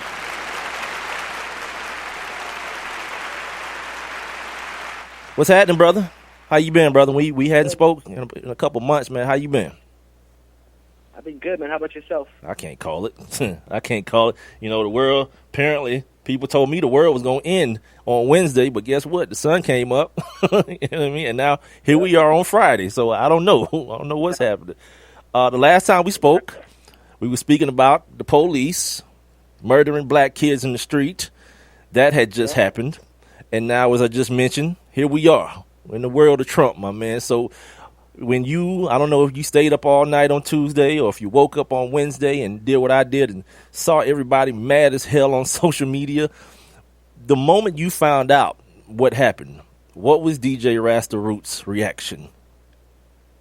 I mean, you know, it wasn't a moment for me because I saw it unfolding as I was watching the whole thing. Yeah. I was a little incredulous about it, but I had a feeling what the outcome was going to be just based on what I was seeing. And, you know, I realized that, you know, this thing is way bigger than Trump or Clinton. You know, there's somebody else pulling the puppet strings, and I'm not saying it was like, you know, anything shiesty or anything, but what we view as what control is not what's in control. So, you know, we're just kind of wandering around this country, you know, absorbing what they feed to us in the media or whatever, but there's a lot more going on behind the scenes. It's almost like watching a concert, and all you're seeing is the performers, but you have no idea what goes on to put on the production and who's backstage turning what lights on and off and pulling curtains and stuff like that. So I think about the movie, The Wizard of Oz or The Wiz, and that whole thing. You know what I mean? Yeah. You pretty much that to me. You sound like me, man. I tell my people who listen to the show all the time, man, the game is being played on a totally different level. And it's not even that we can't understand the game. We just don't even know what game's being played at all, my man. Right. Where you at right now? You in New York? You in New York right now? I know you guys got the Saturday Night Live situation going on tomorrow. Are you up there right now? I'm in Atlanta, but I'm heading to New York in the AM. No doubt. Yeah. I go there in the morning and I come back Sunday. Oh, okay, you coming back. You're not going to go keep heading up north? You're not going to do that number? Not this time around. I got to prepare something before I can do that. So, yeah, for you guys that don't know what we're talking about, Saturday Night Live tomorrow, as I mentioned, DJ Rasta Root, friends, manager, DJ for Tribe Called Quest, and, of course, the late, great Phife Dawg. Tribe Called Quest got a new album out today.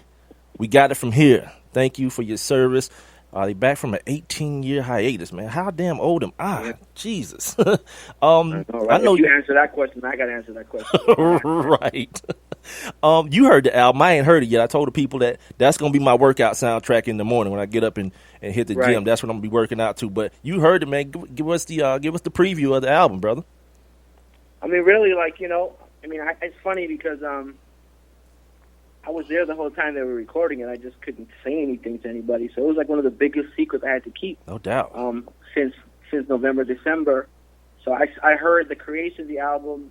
At the same time, I was lucky as a fan that by the time, you know, Phife had transitioned and I'd come back to Atlanta, that a lot had changed in the music, and they had, you know, some issues with samples and stuff, so they switched up a lot of the beats and stuff. So me hearing it, I was able to hear with a fresh pair of ears, which was really cool. So I got to experience the behind-the-scenes part of it, but also the final product was a surprise for me. And overall, I love it. I mean, I love hearing Phife. I love having memories of when he was recording and what state of mind he was in, and that really, you know, brings peace to me and joy. And I know the fans hear that in his voice, and I think that's the most important part. And beyond that, these guys being able to have as many issues as they supposedly had, but to be able to come together as a tribe and create this beautiful album was the biggest prize of all. Talking about coming off of a hiatus, now tomorrow night, when we see Saturday Night Live, we won't only see Tribe Called Quest, of course, Sans Phife Dawg, but we'll see Dave Chappelle. How did that come about? How did Dave Chappelle, was it a Tribe Called Quest move, or was it a Saturday Night Live move that got Dave Chappelle? I think it was probably like a cooperative plan. You know, Dave Chappelle is a friend of Tip's. Right. Remember, Tip was on the Dave Chappelle show, and absolutely with the STDs, which is kind of funny. So, you know, they're friends, and Dave is a great guy. He was there for the whole celebration. I got to meet him in Jersey for Phife's celebration at Apollo, and I think he just has an affinity for the group, and you know, I think it's a great time for him to do his monologue. Absolutely. I think being that it's Tribe, and he's also a fan of Tribe, and Tribe is a fan of his, it's like the perfect situation. I talked to Jerobi, and he was saying that one of his bumps was, please join me with the Tribe Called Quest and Dave Chappelle tomorrow on SNL, the blackest SNL you'll ever see, and that's his base sense of humor. So it's appropriate. I think people need a laugh. I think this album, for people in this country and all the world, it kind of put them at ease a little bit, with the results of the election. People still were looking forward to the album, you know what I mean? And I think this performance and what it can do for people and their spirits and their morale is going to be great and amazing. So I'm really looking forward to experiencing and witnessing all that. Tell me about the final track, the Donald. Now, apparently this was recorded long before now, obviously, but it seems so appropriate for now. Whenever the nominations happened between the parties, we were in Jersey when he was nominated. So Fife wrote the verse, and there were some things related to politics, but Tip gave him the nickname Don Juice. Okay. And that's where the Donald Juice, and then they decided to name it the Donald because of Donald Trump, but it's also an ode to Fife and his kind of AKA, his new persona that he was kind of like stepping into the shoes of, just like he did Fife Dog in the early 90s. Damn. Dude, Cass is just so creative. Like, I don't have creativity in me. This is what I do, my man. I talk. I turn a microphone on, and I talk, and I say ignorant stuff and stupid stuff, and hopefully people get a little bit entertained and a little bit informed. But when I hear stories like that, I look at the album covers, the Tribe Called Quest album covers, dude, I get blown away. I was like, my moms and my pops, they didn't give me that. You know what I mean? Right. I'm talking right now to a world-renowned DJ. Dude, it actually dropped some knowledge on me the last time we talked about like real DJing stuff that I had no idea about. So I always take that with me. He's the manager, friend, good, bro. Tribe Called Quest, and the late Fife Dog. Follow him on social media, you guys, at DJ Rasta Root, and make sure you check out the website SmokingShells.com. You also were a part of some letter writing on a website that I saw today, okaplayer.com. Yes, okaplayer, yeah.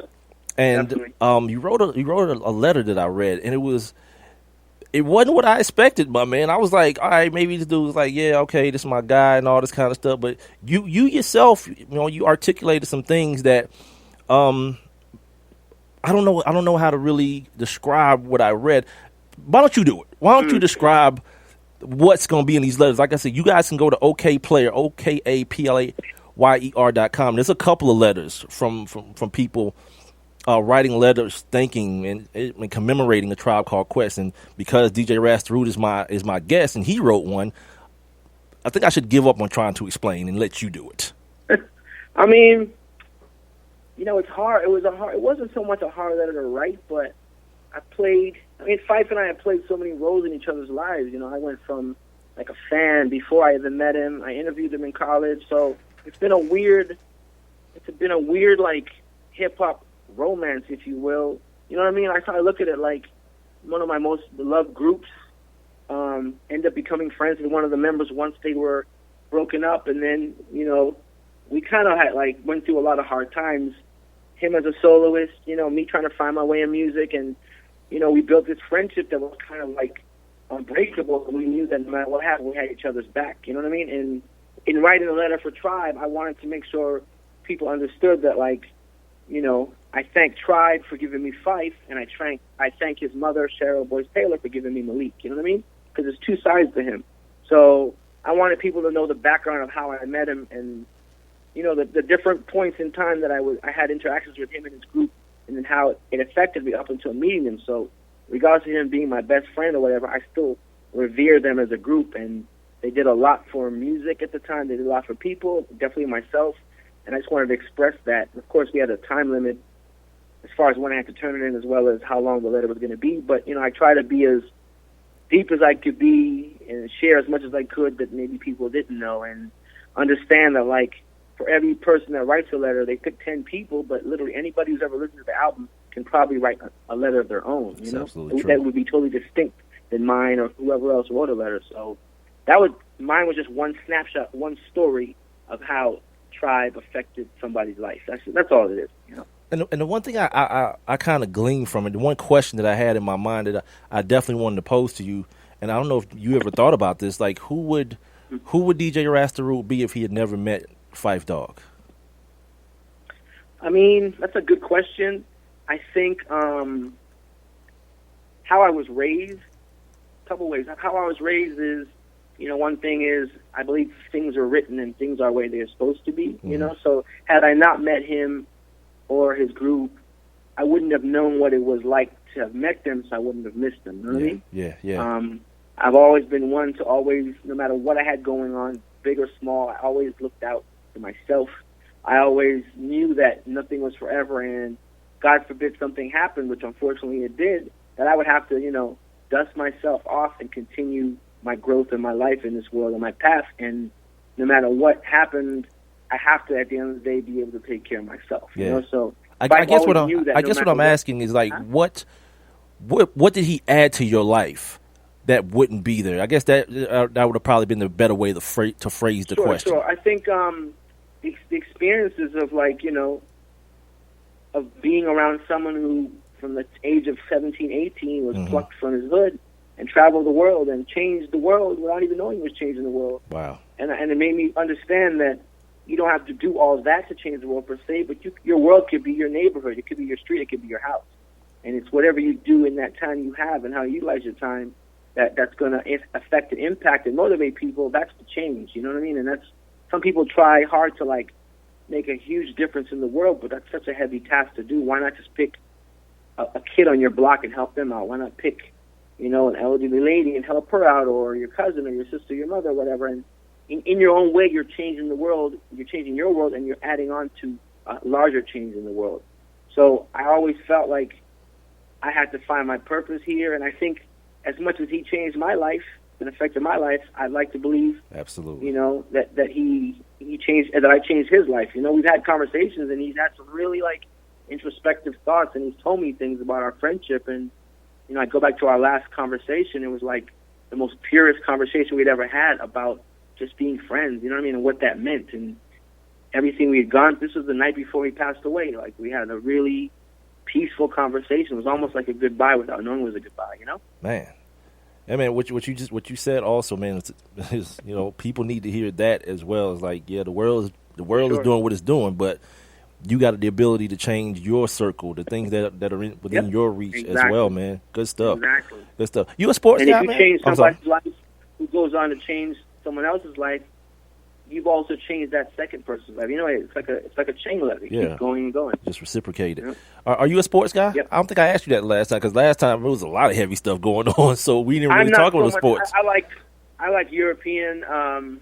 We call it football. You guys call it soccer. I like that. I'm definitely into that heavy, but not so much into NFL or NBA or anything. When you say we, what do you mean? We what? Give me some background on what the we is. We call it football. We mean because, well, I don't know if you know this, but growing up, I didn't grow up in this country. I didn't know that. I grew up in 7 different countries, Spain, Abu Dhabi, England, Holland, Brazil, Guatemala, Canada, Japan. So, I moved here. It's the longest place I've lived, but I moved here as an adult. So growing up, I had a lot more connection with Europe, if you will, South America, Central America. So I say the we in that sense. Got you. See, I didn't know that. Every time I talk to you, dude, it's like something. I need to have you on the show more often. That way, I can become a wiser, more knowledgeable person. Hey, man, that's what it's about, man. If I get to change your world, then I'm changing the world. Absolutely. There it is. And same. It goes from you too. Absolutely, man. Speaking of knowledge, something that I didn't ask you last time, because the last time I asked you about the role of the DJ coming back into prominence with guys like Khaled and Drama and guys like that. But what I didn't ask you, because something that I don't know, when I see a song that says it's DJ Khaled featuring Chris Brown and 2 Chainz or whatever, what is the DJ's role? Is the DJ the de facto producer? Is he the arranger, the guy who arranges the talent?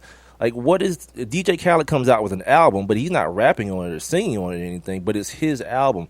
What is the DJ's role in that dichotomy? Right. Well, typically, the natural progression for DJs is to go into production. So either you're able to press the buttons and create, syncopated beats, or you can tell someone how to do it, or when you hear it, you know it. if when you hear it and you know it, that means you're more than likely going to bring producers into the fold to create, sound beds for your album, and you pick them. And you say that's a hit, that isn't a hit. DJs that are experienced have an uncanny ability to pick songs they know are going to hit. It's just a fun thing we do. We say that's going to be a single, that's going to be a video. That's not going to work. And sometimes you're right, sometimes you're wrong, but you can kind of sharpen your sword by doing it consistently. I think DJ Khaled, with his albums, I think he just has a slew of producers. He has the name, so he might give them some type of credit, or he might take credit for producing it, but more than likely there's other people producing the sound, and he just knows how to pick the records, sequence the albums, find the right artists for the features, and make it happen. Got you. What? Wrapping up here right now with DJ Rasta Root, friend of the show, world-renowned DJ, manager, DJ for Tribe Called Quest, and the late, great Fife Dog, at DJ Rasta Root on social media. And make sure you check out the website, SmokingShells.com. Wrapping up here with him real quick. Tell me once again about SmokingShells.com, DJ Rasta Root. For sure. Smoking Shells is a, as far as DJing and stuff, I wanted to give back to, the art form that had given me, years of experience, the ability to travel all over the world, in fact, meet Fife, all those kind of things. So I said, what can I do? I didn't say this deliberately, but it just kind of happened in my head. What can I do to give back to the culture? So I started doing some research and development on what gear I could get involved with that was fairly inexpensive to create and that I could market, and it could be a project of mine to make something that no one knew about, make people around the world start knowing about. So I created a turntable head shell that's a high-polished aluminum head shell, and you're able to laser engrave your logo on there. It's funny you said that because I just boxed up a 4 or 6 Smoking Shells head shells for DJ Khaled, and they're going to be mailed off on Monday to him. So to me, it's about figuring out what moves DJs, marketing that, and then kind of spreading the word about it, and then that's pretty much branding. So if I'm able to do this with my own product, I can probably be hired once it's successful to help somebody else push their product out. That's my goal. Absolutely. So make sure you get your head shells from SmokingShells.com. You get them joints engraved and everything, man, personalized for you. Sure. Last thing I got for you, I want to ask you absolutely a question going back to what we started the conversation with, and there's kind of a statement that I make on the show, and I made it to you about not knowing the game is being played and how the game is being played, and a lot of people not knowing how much money influences the policies that tend to negatively affect black people in this country. And one of the things we talked about last time, you said these cats, they sleep too much to make a difference. I'm paraphrasing, but you were talking about all you're doing is partying and partying and partying, and then you have to sleep all the damn time. And I always mention to my audience that while we celebrate so much bottle popping and making it rain and all this kind of stuff, people are putting money into getting policy passed that's putting our black asses in jail right and left for some of the most minor things in this world. My question to you is, what role do you feel like hip-hop as a culture can play moving forward into, I guess, starting to play the game a little bit? I mean, I think people are going to get tired of partying to the extent they party. And they're going to get tired of, shaming people on Instagram. They're going to get tired of flossing on what they have or don't have on Instagram. At some point, it's going to be so inundated with that, people are going to be turned off by it. It's just a trend that's happening right now. And we're usually the trendsetters, but there's times that we actually are hurtful to ourselves based on how we portray ourselves, how we treat others of our kind, and it becomes this rabbit hole of just incessant pulling people down. And I think it's going to take a new generation of educated people to teach their children, where we come from, where we've been, where we are, and where we are going to go or where we need to go. It's not going to happen on Instagram. It's not going to happen just magically. There's going to have to be people that have to make sacrifices, big sacrifices in their lives to help affect change. And again, it's going to have to happen on a microcosmic level, not necessarily on the macro. Yeah. So me doing this in my community, or me doing something locally, or you doing something locally, or you bringing awareness via your radio show, whatever, those are the little changes. You know, there's going to be those that are going to gravitate towards these changes because they're fed up or they have a thirst for knowledge. Right now we just have a thirst or just a thirst for partying. But once that thirst for knowledge comes back and it's popular it's cool to like be smart, I think it's going to make a difference. Right now I don't think it's cool to be smart, unfortunately. There it is. My brother, I always feel like I get better when I talk. Well, we've talked twice now, so both times I always feel like I've gotten better after talking to you. And I hope that my audience is experiencing what I experienced, man. You're a very insightful person. I hope so too, definitely. And I appreciate you taking the time out to deal with, somebody on my level, man, and coming on my show and talking about your friend Phife Dawg and the guys that you're involved in and what you guys are doing tomorrow. I want you to travel safe, homie. I hope everything goes as planned up in New York. I hope you guys have a great time. I'm going to be watching, man. You guys go up there and shut it down. Thank you. Appreciate you. Thanks for a great interview. Thank you, brother. Thank you, man. There it is, man. DJ Rasta Root, friend of the show, man. You guys, I hope you MFers, man, just got some of that. You feel me? I hope you got some of that. He's the DJ, manager, friend for the great group, The Tribe Called Quest, and, of course, the late, great Phife Dawg. Follow him on Twitter, Instagram, all those things. DJ, RastaRoot. And if you're a DJ, you got some DJ buddies, tell them to get their head shells engraved and all that stuff from my man at SmokingShells.com. Damn show flew by. I didn't talk about nothing today, did I? I mean, my guest did. Shout out to Shaun Smith. Shout out, of course, to DJ Rasta Root. Make sure you guys check out Saturday Night Live tomorrow. Dave Chappelle making his return to the world of sketch comedy. Tribe Called Quest. Unfortunately, dang it. You know I ain't asked him. Damn. Sorry, y'all. I feel like I let y'all down. I mean, I do it probably every night, but this time I ain't really want to, or I wanted to make an effort not to. I wanted to ask him if we could anticipate seeing a Tribe Called Quest tour. You know what I mean? Like now, Cass is Cass is throwing up holograms and all this kind of stuff. Phife Dawg can still be a part of the damn tour, couldn't he? It's 2016. Freaking technology allow it, but because I'm an idiot and forgot, and I don't even think I put it on my sheet here. Because sometimes, I start talking to cats, and that's what I just start doing, is talking to them. I did put it on my sheet. Look at it. It's sitting right there looking at me. But I guess you guys have to do what all of us are going to do. Just, keep your ears to the streets, and for all you heads, man, you hip-hop heads, find out. I heard the other day that Eric B. and Rakim is going on tour. Anybody else hear that? Yeah, Eric B. and Rakim. I think Eric B. got on social media and was like, "Yep, it's official. They going on tour." That should be pretty ill, man. Unless hopefully they don't like overprice it or outprice it. But for a cat like me, or I'm not really the damn. You're an idiot, dude. The cats like me who don't really do concerts and all, that's something that I might partake in. I know though, just ask him on Twitter. I don't mean asking him for me.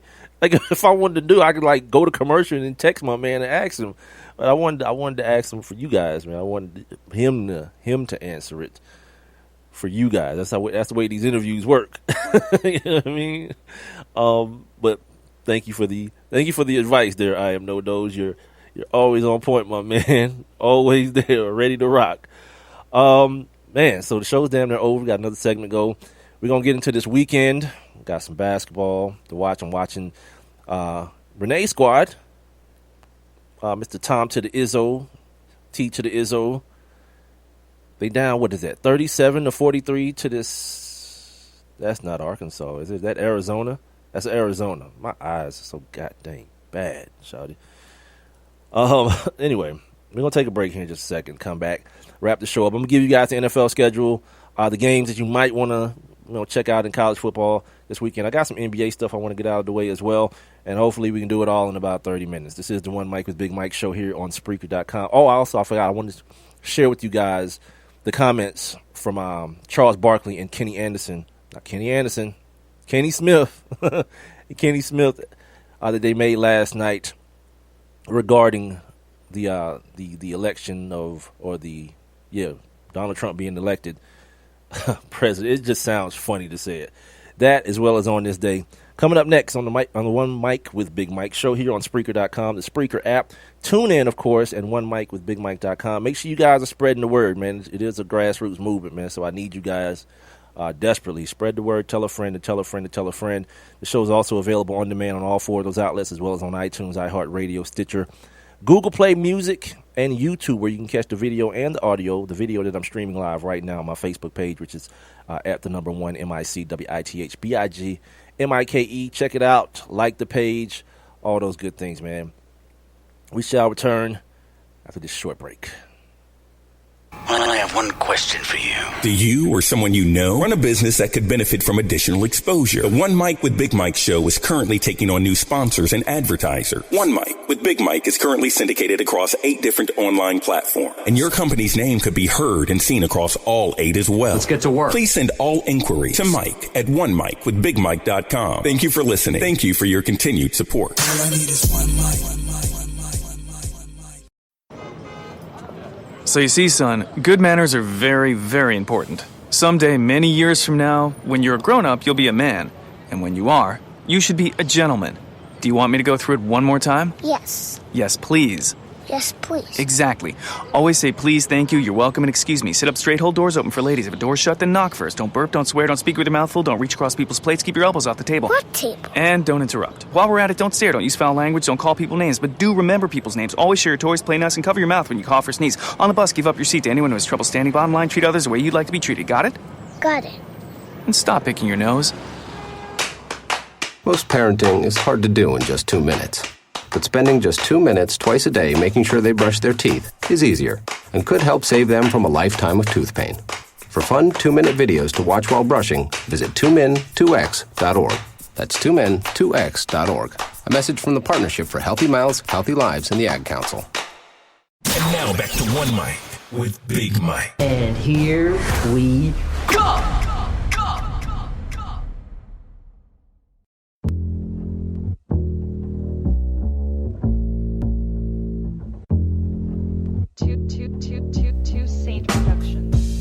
Yeah. Welcome back to a Friday, a Veterans Day Friday here on the One Mic with Big Mike show. I want to shout out to all the veterans out there, man. Everyone who served, everyone who, if you got family members that served, because those people are a part of it too, man. You know, the kids who got to give up their moms and their dads, you know, for the country. The wives that got to give up their husbands. It's real talk, man. So appreciate you guys for doing what you do. And appreciate you guys for ensuring that I don't have to do it. If I'm going to keep it real. The show is being heard live right now on Spreaker.com, Spreaker.com. Make sure you guys sign up for your free Spreaker accounts and follow One Mic with Big Mike on Spreaker. That way you can get an alert every time the show goes live. Spreaker also has an app. Speaking of apps, tune in. I'm on the TuneIn app live every Monday, Wednesday, and Friday as well. And on my website, OneMicWithBigMike.com. That Tribe Called Quest in the background. I got a new album out today, man, so you make sure you guys mess with it. Just had the big homie DJ Rasta Root, guy who's all in the mix with a Tribe Called Quest, best friends with the late great Phife Dawg. Before that, talked to the big homie Shaun Smith, former defensive tackle in the NFL, man who partakes in the stickiest of the icky, and he partook in it. Is that a word? He partook in it even before football game. Said my man said he got his mojo on, went out there. Now I got to hit the little button. Spreaker makes you hit a little button for explicit language because my man was dropping like some cuss words. So out there talking cash-ish on his mojo, high for half the game. My man. And then he polyed that, by the way. Like, this is the other stupid thing about the whole weed argument. Like, Usain Bolt smokes weed. Josh Norman and Michael Phelps and Alden Smith, Marcel Darius, all these supreme athletes. These are the ones we know about, because if you listen to my man Shaun Smith, it's like hella more. He walked up in the club and saw Steve Nash blowing trees. The young Canadian getting to it. But yeah, the argument that like it's some sort of inhibitor from life, like you can't have an active, a regular life. Yeah, miss me with the dumb. This dude polyed being an undrafted free agent. poly that into a 10-year NFL career.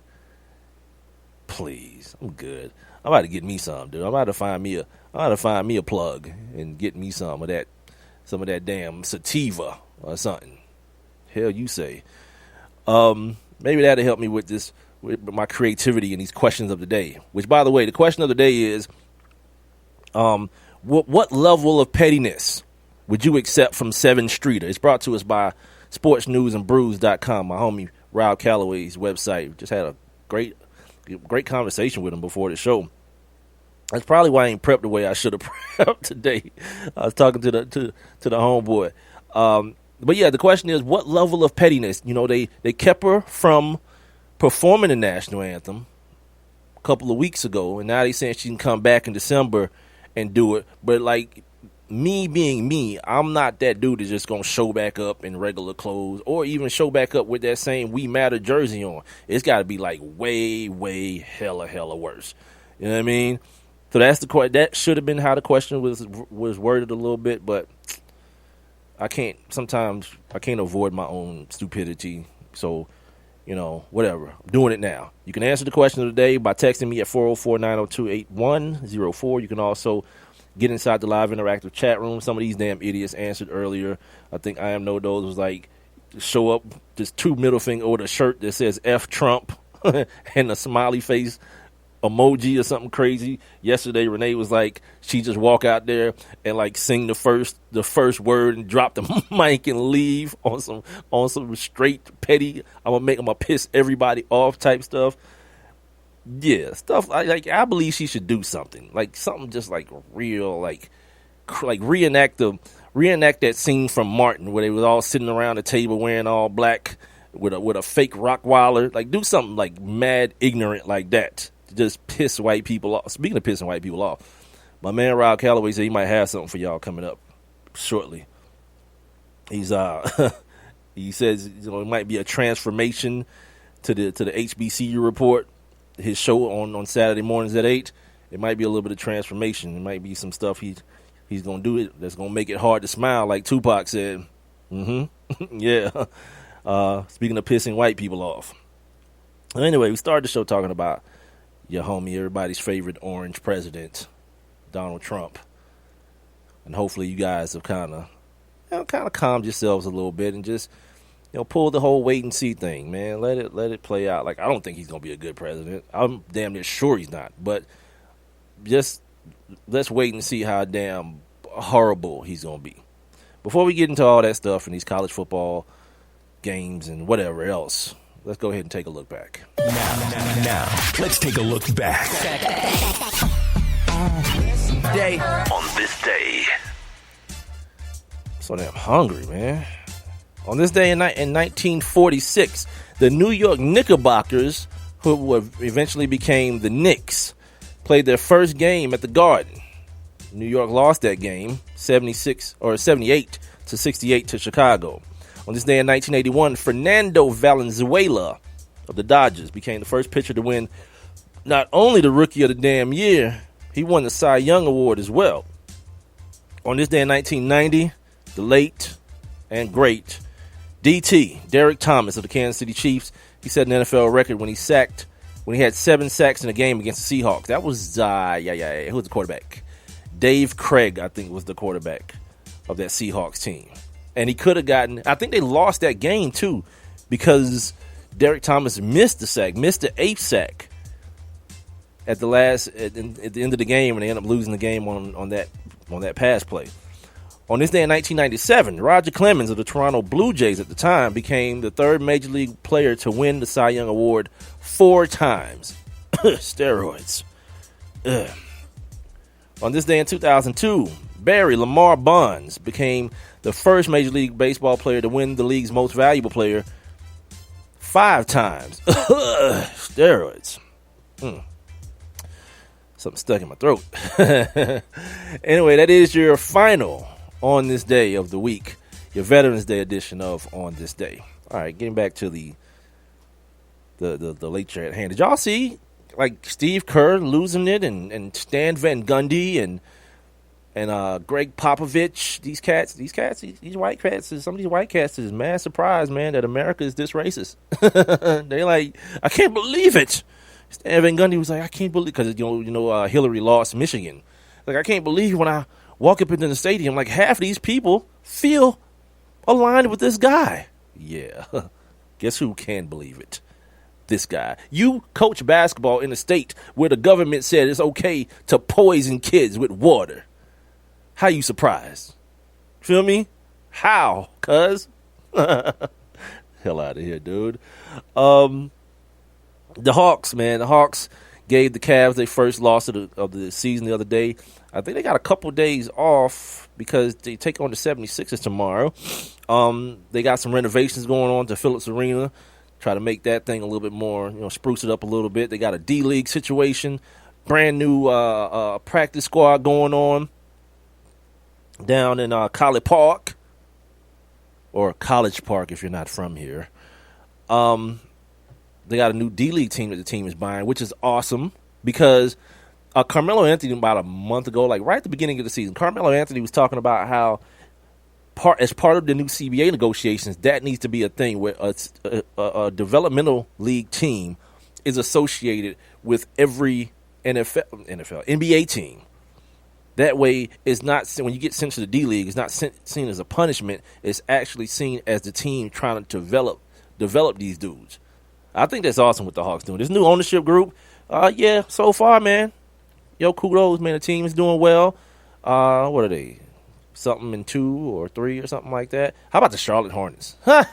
Michael Jordan's squad is 6-1. Oh, man. What else is going to happen this year? What else, man? It's still early, I know. Dwayne Wade went back to Miami last night, and Miami, I don't think regretted it at all. They won the game. The Bulls won the game, but Dwayne Wade, he didn't play well. They saw what they would have had he stayed in Miami. And Pat Riley was like, all right, I'm cool. We got 82 of these suckers. Yeah, we'll figure it out with Whiteside and whatever the little white point guard name is, and the kid Winslow and all these cats. Not white point guard. He's foreign point guard. Charles Barkley ran color yesterday. He does it every now and then with Kevin McHale. Like, Charles Barkley, like, I know I bag on Charles Barkley on this show semi-frequently, but, like, he's an entertaining dude when it comes to that color commentator thing, because he's got, like, funny stories about other players, and he said yesterday that when a dude reach in, Rondo was right. You knocked the hell out of him. That's his little thing. And it's entertaining. It's like when he try to get, like, too smart. Like his favorite phrase to start every statement with is, see here, what people don't understand is, so you want me to believe that you're the only one that understands the thing that's about to come out of your mouth. Like, what I'm telling you, what people don't understand is, yeah, all right, dude, calm down. Speaking of Charles Barkley, I played you guys earlier some sound from last night's pregame team with Shaq and Ernie and Kenny.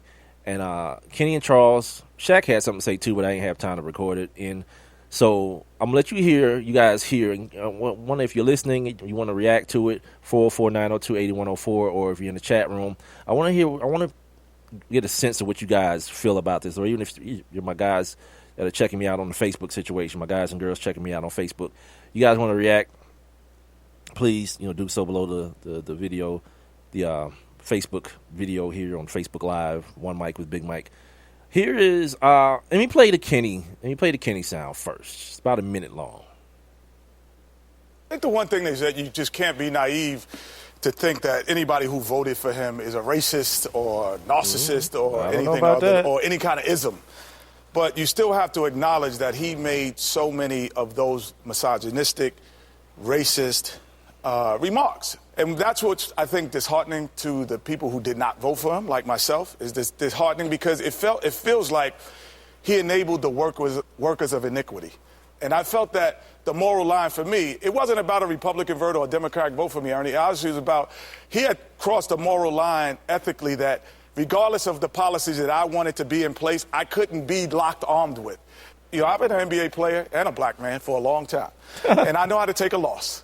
And I know how to get up from a loss and know. But when I'm misled or I feel abused in that process, then I'm going to feel a certain way. He has to make it inclusive, but it's very tough for him because, Shaq, I think this. It's kind of, I liken it to the guy who's a narcissist in high school, and he wins the homecoming king. He really doesn't get humble after that. And so he has to change that direction and be more inclusive for sure. You know what my mom always told me? When somebody tells you or shows you who they are, believe them. Like right now, you know what America, the stage America's in, from what I'm hearing from Ernie Johnson and now Kenny Smith, America's in a state of denial that this has even happened. And now, to make yourself feel better, people are looking towards their gods and their Jesuses and please change this man. Why would he change? This dude is, how is Donald Trump, 70 or something? What 70-year-old you know that's changing? You know, if you one of those people who got one of those racist ass granddaddies that like call every white person cracker or hunky or something, one of those cats that you don't want to bring your white friends over during the holidays because you know granddaddy gonna show out, one of those cats, what you think you could do to change him? Nothing. The only thing you got in your repertoire is that's just granddaddy. Don't mind him. He lived in a different era. Yeah, same thing with Donald Trump. The Klan about to throw a damn victory rally for this dude. His daddy was buddy with the Klan. David Duke loved this dude. What are you gonna change? I just hope that he'll bring forth unity. Get your man, y'all crazy. This is how people get surprised, by the way. When people are bad, always assume that they're gonna do the worst. Then if he doesn't, you're happy to be surprised. But if you're assuming that, you know what, he's going to get it together. Ernie Johnson said what at the beginning of the show? You know, President Trump is going to be different than the Trump that ran. Put yourself in his shoes. You just got the most coveted job in the world probably by being yourself. By being the asshole, by being the misogynist, by being the racist, by being the xenophobe, the homophobe. You just got to the top of the pyramid doing what you do. Why are you going to change now? Why? This dude is always talking about winning. This is what I do. I win. You think he going to stop? He going to stop doing what he did to win? Yeah, y'all drunk, B. Y'all drunk or high. Bath salts, methamphetamine, something, cuz.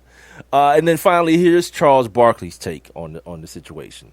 Like I said, you guys can react in the chat room, my live interactive chat room on Spreaker, the Spreaker app, or my website, onemicwithbigmike.com, or send me your reactions to 404-902-8104. And by the way, you can do this even if you're listening to the show on demand.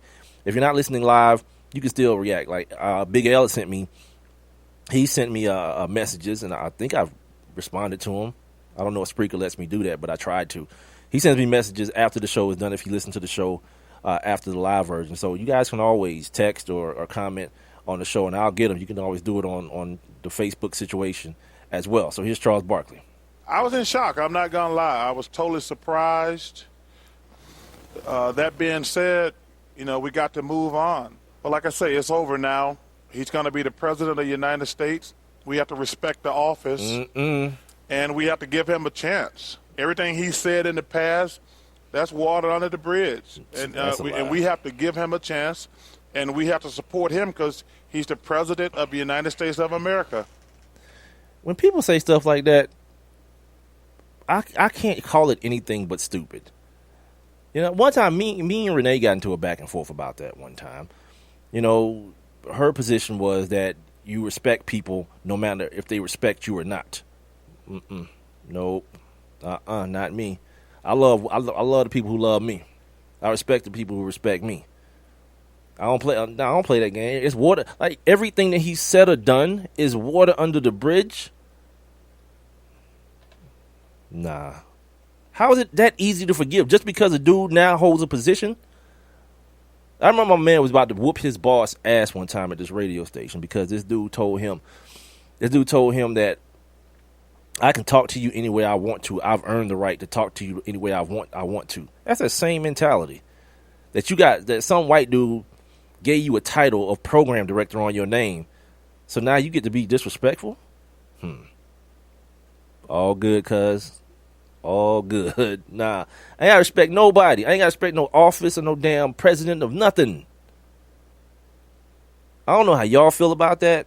Some of y'all may feel like, well, it is the president and you gotta show it some sort of respect. Not the kid. Nope. This dude don't like black folks, so I don't like you. Because if you hadn't noticed, if you hadn't seen me on Facebook Live, I am a black dude. You don't got no respect for women. I don't know about y'all. I came out of one. I'm married to one. My sister's raising one. My wife came out of one too. Ain't no forgiveness in that. Ain't no it's water under the bridge. Like, why do I have to wait now until he does like, why can't I just wait until he do something good?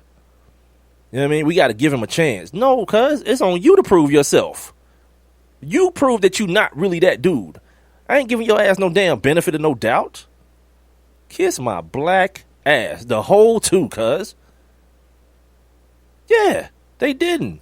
Ain't nobody give Barack no damn respect. And you know what, too? Shout to you, Purse, man. My man, Rob Calloway. All you dudes that's like posting the naked pictures of homie's wifey. You some a-holes, man. He posted all the naked pictures of the new foreign first lady, man. God.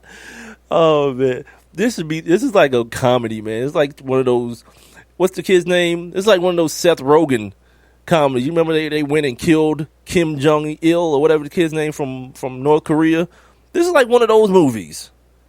The dumbest dude in the history of life can easily push the damn button to blow up the damn whole world. That's outstandingly stupid.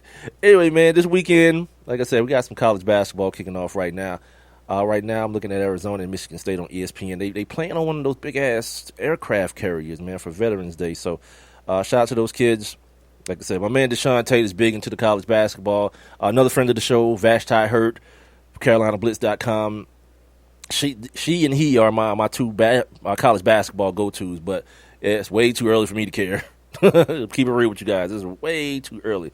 I'm going to figure out who the names are, who the good freshmen are, who the good players are supposed to be, and I'm going to go ahead and let it ride. Just watch highlights of it, to be honest with you. Got a little college football jumping on this week as well. I told you guys earlier in the show, what you're looking for this week is only like major upsets. Let me give you the rundown right quick. South Carolina and Florida. The only reason South Carolina sucks, my man Shaun Smith went to South Carolina. I ain't get to ask him about his Gamecocks. I definitely wasn't going to ask him about his Cocks. Bang. I didn't get a chance to ask him about his Gamecocks. But Florida needs these wins. You know, Kentucky's still right there because both of them lost last week. Terrible. Like, the SEC East should just be like the SEC junior varsity. It shouldn't even be called, like, it shouldn't even be associated with what Alabama and them do on the other side of the pendulum. Missouri, Georgia, South Carolina, Kentucky. Man, please. Terrible. But you can watch it because the game means something for one of the teams. Same thing for the next game that I'm going to mention, Kentucky and Tennessee. They got to go to Tennessee and play this game. Both games at noon. The first one at CBS, the second one on the SEC network. You got USC and Washington. Again, man, for you guys who haven't had a chance to check out this Washington squad, they're now number 4 in the rankings. After starting out as number 5, being undefeated, still undefeated. USC is USC, man. They're going to compete, but they haven't been as good as they've been in the past with the Pete Carroll teams and so forth and so on. But if you guys want to see some Pac-12 football, you know, we down here in SEC country, so many of y'all only believe the SEC exists. But if you want to see some good Pac-12 football, this should kind of wet your whistle a little bit. You got Michigan. This is the upset that I'm talking about. Michigan and Iowa at 8 p.m. on ABC. That Iowa squad, last year they played real tough and hard-nosed football. This year, not so much. But if you're looking for a team that may be able to upset the top 14, one of the playoff teams, this is it. For my people around this neck of the woods, that Auburn team is just hanging around, cuz. They hanging around. They can pull off this win against Georgia this week. And then I don't know if it's next week or the week after They got the Iron Bowl against Alabama. They really turned the corner. Petway, they got the quarterback, White. The defense is playing well. They've kind of turned the corner down in Auburn, so don't sleep.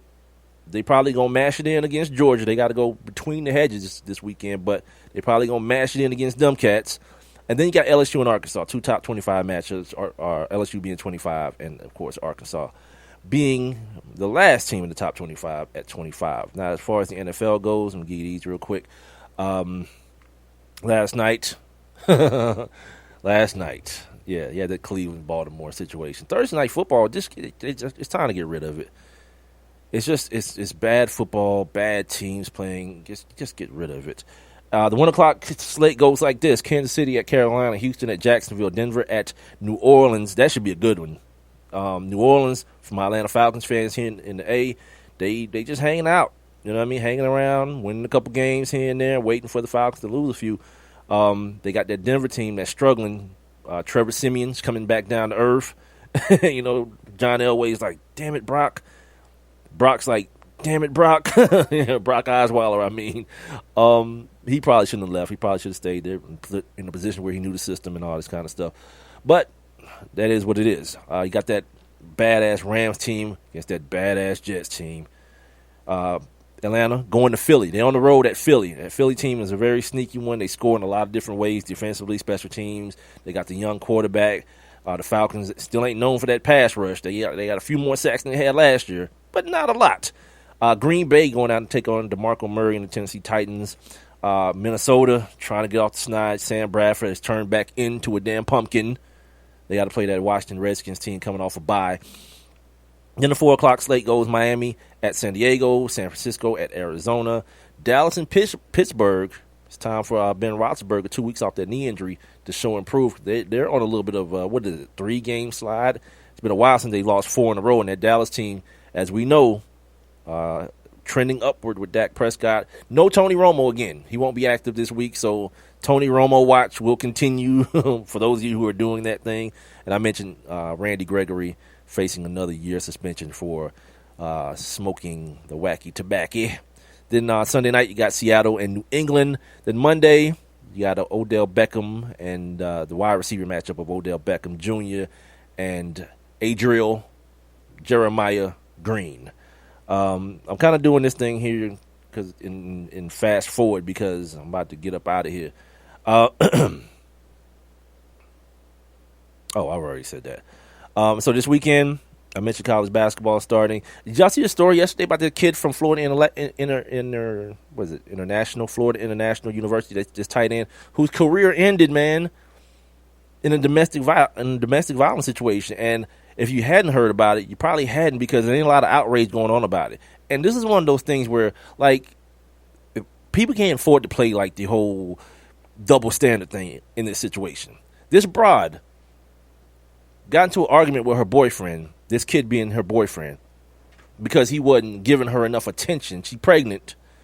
This broad boiled water and poured it on my man's head, giving him like second, third degree burns and all this kind of stuff, ending his football career. I saw his stats and all this kind of stuff. It looked to be a pretty good college tight end. But the problem is, a lot of people want to make jokes about this, and where were the grits at and all this kind of stuff. But I only have to look at, like, when people say stupid stuff to me, like, there's never a reason to hit a woman. Yeah, what if she pour hot freaking water on your ass? There's always a reason to hit some damn body. But in the reverse, had the reverse happened, everybody would have been, including me. But I'm falling all over myself on this too.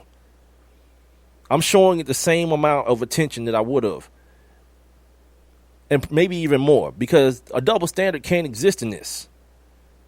This broad she seriously hurt him. She seriously hurt this dude and probably disfigured him. If he can't even play, I just wonder, man. I wonder about that kind of stuff. I'm the same dude that after, like, when the Ray Rice stuff was going on, before the video came on, I was the dude that was like, all right, everybody calm down, calm down. And then you found out what really happened, and there was a reason to, you found out, before even the tape, you found out that the story was that he just punched her. Unprovoked, he punched her for no damn reason.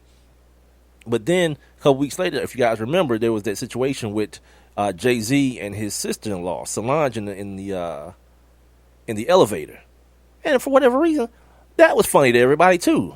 And I was like, okay, what if there was no cameras in there?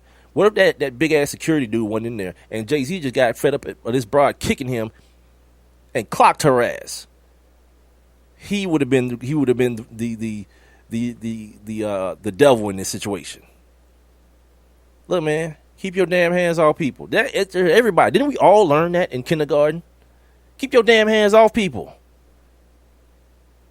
But please believe, just cause you came out of your mama with a vagina, don't give you the right to assault me. You put your damn hands on me, I'm gonna put my hands back on you. I remember the first time I hit my daddy with that, because I hit a girl when I was in 3rd grade that hit me with a block, and then when he showed up in the principal's office trying to be mad, I was like, you told me that anybody hit me, hit him back. If you could have seen both of these grown men looking at each other like, damn it, what are you going to say? What are you going to say? Nothing. That's what. Game, set, match. That's going to do it, man. For the Friday episode of the One Mic with Big Mike show. It was fun. It was a decent week, man. The week started for me this week on Wednesday, but thank you guys for hollering at me. Thank you for real. The Wednesday show was on some. You guys came out for the Wednesday show, and I want to say how much I appreciate it and thank you. Thank you for the guys and girls who showed up in the chat room. I am No Doze, Big L, Peter Quill, of course, Renee Cooper, everybody who showed up in the situation on Facebook. I will not turn this music. Emmett, Danny, appreciate you guys, man. I'll be back on Monday. The homie Ben Troop will join me for Troop Talk. We missed him this week, but we'll be back. Matt Latowski will be back on Wednesday. The whole crew is back together, man, and we'll try to put together some more guests for you guys. Apparently, you like when we do that. Make sure I get everything out before I leave for the weekend. You guys enjoy your weekend. Don't worry about all this Trump stuff, man. Enjoy your weekend. Make sure you tell your friends about the One Mic with Big Mike show on Spreaker, the Spreaker app, tune in, onemicwithbigmike.com, iTunes, iHeartRadio, Stitcher, Google Play Music, and of course, YouTube, where you can catch the video and the audio. Also, make sure in the morning, Saturday morning, for all my people who are interested in what's going on in the world of HBCUs, check out the homie Rob Calloway and the HBCU Report tomorrow morning on Spreaker at 8 a.m. Until Monday, ladies and gentlemen, you guys be safe. And I hope to see you back here in the chat room or somewhere on Monday. Have a good one.